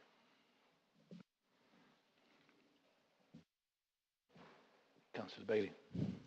So Councillor Davies spoke about a collective approach, but there is nothing remotely resembling a collective approach in this amendment. He absolutely knows that we cannot support it here. And when I sought to bring this motion, I looked around very carefully for wording, and I saw that South Cambs District Council, and I listened to their debate.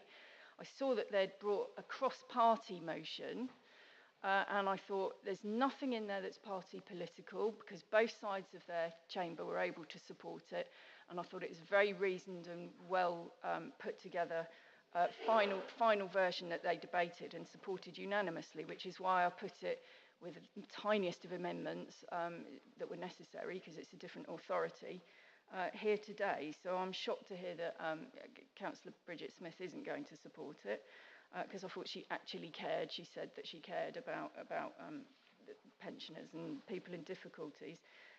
You know, now we're going to get into a discussion about the £22 billion black hole, but of course 9.4 billion of that comes from the public sector pay rises, which has cost the government 3 times the amount that is going to be saved by axing the universal winter fuel payments. So this is about political choices by the new government. It is absolutely that. I do think this authority has a role to play.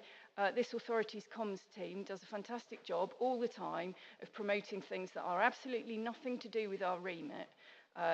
Things around sports and leisure activities and all sorts of things that are way beyond its remit. So there is absolutely no reason why it shouldn't support the effort to promote and get people to sign up for pension credit, because the reality is, yes, we're all making our efforts, and Councillor Smith talks about the efforts going on in South Cambs and Cambridge City. We're all doing that, but we know for a fact we're not going to get to everybody. Not everybody is going to sign up. There are going to be people going into this winter without the benefit of their winter fuel payment, which, by the way, was only brought in. It was brought in by the Labour government. It was brought in under Gordon Brown, and he brought it in because he didn't want to increase pensions that year, and it was a sop, and it's kind of stayed ever since. So I very deliberately chose the South Cambs wording so that I felt and hoped we could all support it, because it was deliberately non-party political. And what's been done to it is to turn it into motion that you know we cannot possibly support here. You've turned it into a party political motion. It's the very opposite of cooperation. It's the very opposite of collaboration. It's the very opposite of a collaborative approach not to give advance warning of this amendment. It's nothing to do with, a collective approach that you talk about. Just turning to the actions, because that is what is most critically important, what we actually do. It talks about publicly support and endorse the work of our relevant constituent councils. I don't even know what that means. Is that just a general statement here today that we publicly support their work? Or does that actually mean, putting out communications and activity to try and taking actions to try and find pensioners that can benefit from signing up to pension credit and trying to put them the way of their constituent local authorities? It doesn't spell out what it means. And then it talks about protecting people from fuel poverty by going down the warm homes plan. That's not going to help people this winter. And all the predictions are that this winter is going to be a very, very cold winter. And it is going to result in deaths because people don't switch their heating on, because they're frightened. People are frightened. This group in particular is frightened about getting into debt. And that's the reality. This is going to cause deaths. What we're asking for here is for the government to pause, to rethink, to try to mitigate better, to implement it better. They could choose to implement this next year, to give people more time, to get everybody onto pension credit that we can, and to think carefully about how the worst effects can be mitigated. But all of that has been taken off the table now, all of that opportunity, by this amendment, which has turned it into nothing but a party political stab that we cannot possibly support.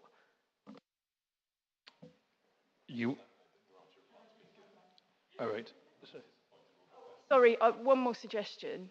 Yeah. And it was a pragmatic suggestion. What I would like to suggest is that we have another adjournment and see if we can agree a joint version. No. Sorry. Did you say no? I'm sorry. I'm just going to speak. I'm not. That's not what I'm planning to do at the moment. No, because I would. Sorry, Master, what did you say? It's the right reply has been given me to debate. So, personal explanation or a point of order, then it was not. There would be no further comments on the amendment. Because Councillor Bailey's spoken. Yes. So we happy to move to the vote? Okay. You never got a chance. Okay. I'm happy to move to the vote. You're happy to move to the vote. Okay, thank you. So on that note, thanks for the clarification. We are drawing the debate to the close. Councillor Bailey has spoken on the right to reply. We will now vote on the amendment. Those in favour?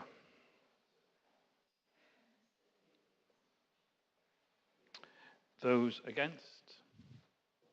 And those abstaining? Thank you.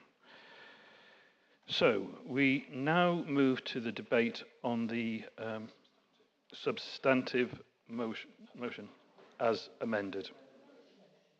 Sorry? The amended? Yeah, the amended motion becomes a substantive motion. So the amended... Okay, are we... Okay, well, we're going to move to that debate on the piece of paper that's in front of you. Over to the board again. Is this where you want to speak? So, Councillor Nestinger, Lucy. Thank you. There are a few things I want to say. The first thing that I would have said under the debate, under the amendment, had I been able to speak at that point at the very end of it, is that I do reject the idea that this amendment is entirely a party political polemic. There are... the amendment balances the problems of withdrawing the winter fuel allowance against the reasons why it has had to be allowed withdrawn, and that is a balance. A lot of what happens at this combined authority needs to be about compromise and about working cross-party. There are things in the main motion that I would agree with. There are things in the amendment that I agree with, and there are things in the main motion that I don't agree with, and there may be a couple of things in the amendment that I don't agree with as well, or I wouldn't have taken out were it entirely up to my drafting. But in order to manage this combined authority, we have to work cross-party and we have to compromise. That's why I will be supporting the amendment, because there is stuff in it which I think is really important. And the two elements that I think that are included in the amendment, which are important, the first of those is the part about the Household Support Fund. The reintroduction of the Household Support Fund is really important, and the more support we can get for making it clear that people have that available, and it is available, and the more that we can make it clear that that is a really important part of being able to support our most vulnerable families, that really matters. The second part that I absolutely recognise Councillor Smith's point on is that different authorities need to recognise what their role is within our complicated system, and this amendment helps with making that clearer. But I do think it's really important. There's one third point that I think is really important in this amendment, and that's the point about stigma and about there being stigma attached to, or potentially or perceived stigma attached to claiming pension credit. And I think we need to challenge that at every opportunity. There should not be any stigma attached to receiving means-tested benefits. If your income is below that level, then it's really important that we are clear about that from every direction that we approach this issue. So I think this is a really difficult issue for many at this authority in a range of different ways. It's been a challenging decision made by the government. I don't think that there are very many people in the country who would say that it's been done particularly well. I think the speed at which it was done and the level at which the level of support is now being set is too low, and I would agree with what Councillors Bailey and Bowden have said on that. But I also think that we need to make sure that people are really aware of where they can go to get support, and that's what this amendment helps with. Thank you. Thank you. Councillor Smith. Thank you. So a point of clarification. So as Councillor Bailey mentioned, a joint motion came before us at our full council meeting a couple of weeks ago, which I supported. It's because when I was at that full council meeting, I was functioning as the leader of the council. You know, here I am functioning as a board member of the combined authority, and my primary responsibility is to the board. And Councillor Netzinger has very clearly articulated that being part of a combined authority means that we have to compromise on things, and we have to find ways to agree together. And as like her, some bits of this I fully agree with, other bits less so, and other bits I'm just prepared to run with, because we need to be able to demonstrate that we are functioning as a combined authority, working well together. And just reiterating my point about what our responsibility is of a combined authority, not forcing us into work streams that are not our core, which is not our core responsibility to do, and making sure that responsibility for dealing with the most vulnerable in our society. I mean, we have awarded hundreds of thousands of pounds to the cost of living crisis, and will continue to do so as long as that crisis keeps going. But as I said before, that is best done at the lowest level of government possible. So let's support that our partner councils, our membership councils, to do that work as the combined authority. Thank you. Thank you, Councillor Smith. Councillor Comboy. Thank you, Mayor. There are lots of things I think we can agree on, even if our viewpoints and positions are probably subtly different. Protecting and supporting our most vulnerable, I think it's very easy probably for all of us to agree on. And doing that across Cambridgeshire and Peterborough, I think is probably something, again, it's easier for us to come together on.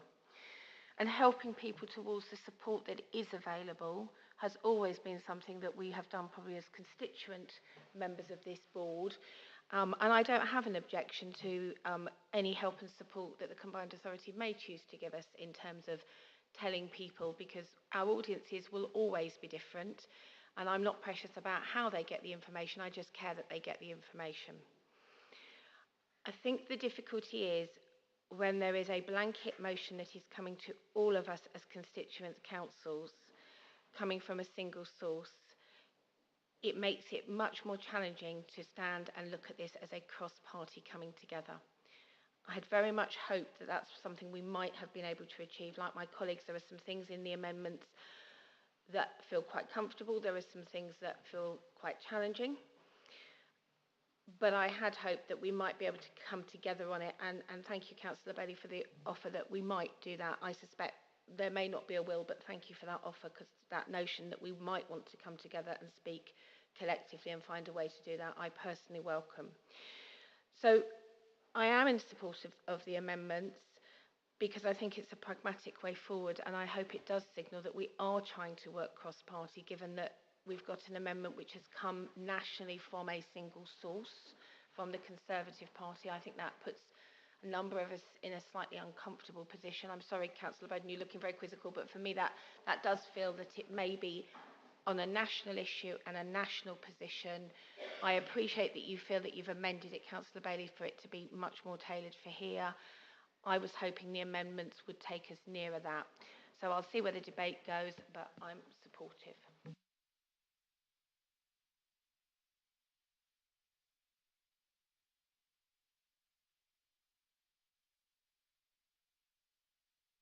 Please do.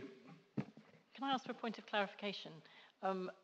Is it still possible for the mover of the original motion to withdraw it if she wished to, at which point it could come back to a future meeting following further cross-party discussion?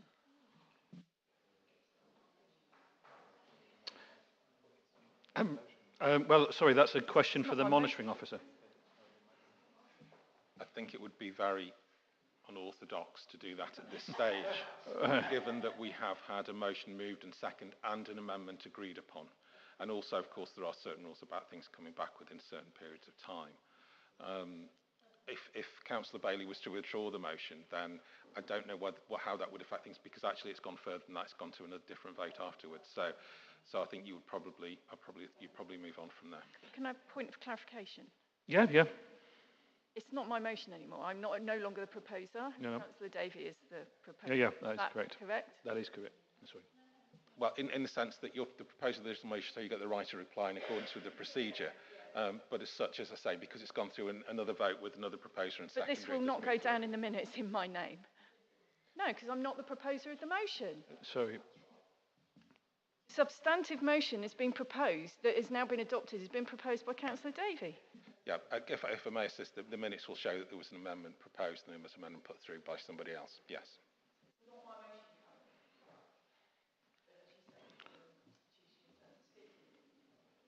Yes, which then means no one else is indicating. Oh, Councillor Bowden is. Sorry. Hello, Councillor Bowden. Thank you, Mayor.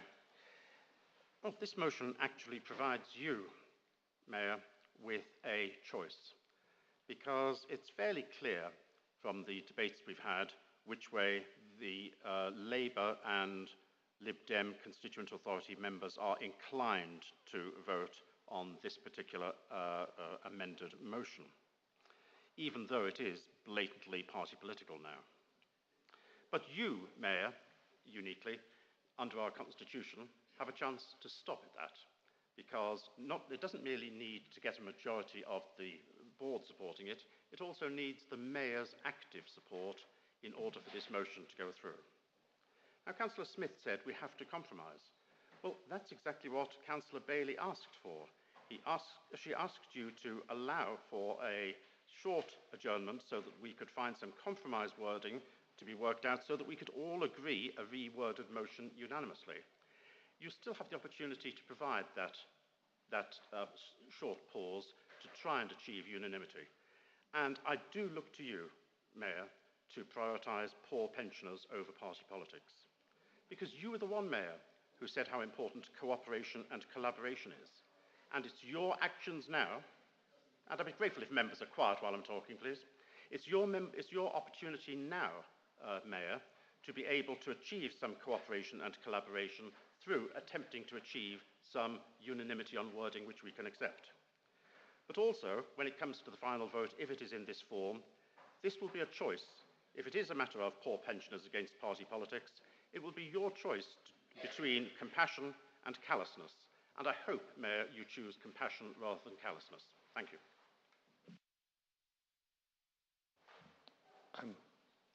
Come to you, Councillor Bailey. Just a couple of things I wanted to clarify. Councillor Smith was concerned about opening up whole new work streams. That is not the intention or the intent of the actions that I originally tabled, as is quite clear there.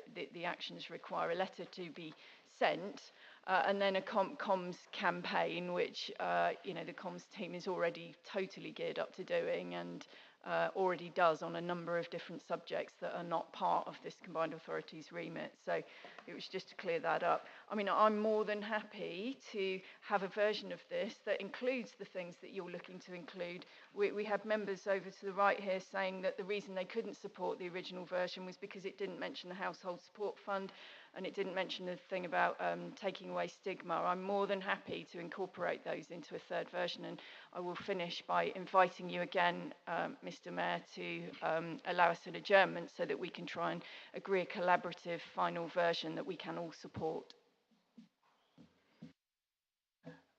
Thank you. Am I allowed to speak now? So before we go to the vote, I mean, so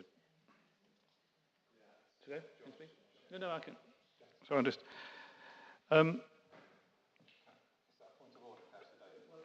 Sorry. Difficult to know whether it's a point of order or not. I appreciate Councillor Bowden's desire to appear the innocent victim in all this, but the original motion is quite clearly political mischief making. It's blindingly obvious that because they're seeking, if they can't find the Liberal Democrats. It's not a point of order. So Point of personal clarification. Sorry, I'm the sorry, mover of Councillor the Bailey. original. Councillor Bailey. Sorry, can I just? Sorry, what's the point?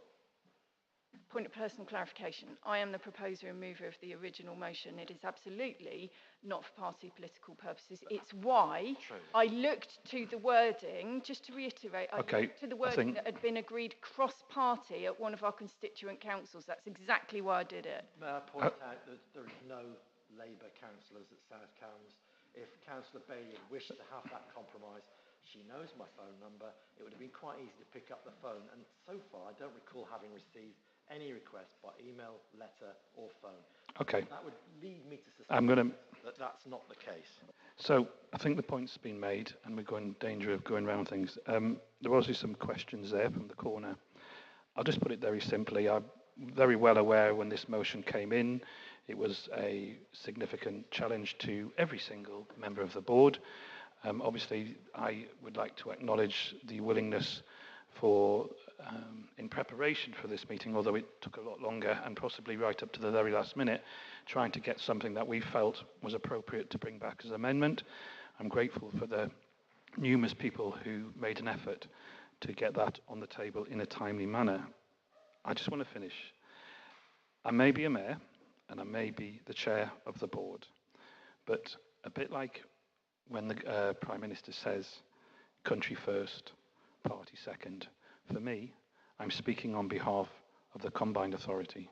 I'm speaking on behalf of all the communities, almost 1 million people. I am their mayor, and I'm not prioritising party here. Combined authority, board, mayoralty first, party second. So I'm not going to make any changes or any advice at this point. And as such, we'll now vote on the substantive motion. Those in favour? Those against? And those abstaining? Thank you. That is the close of our meeting. Thank you all for your patience. And just to remind that there is a... Sorry, are we off?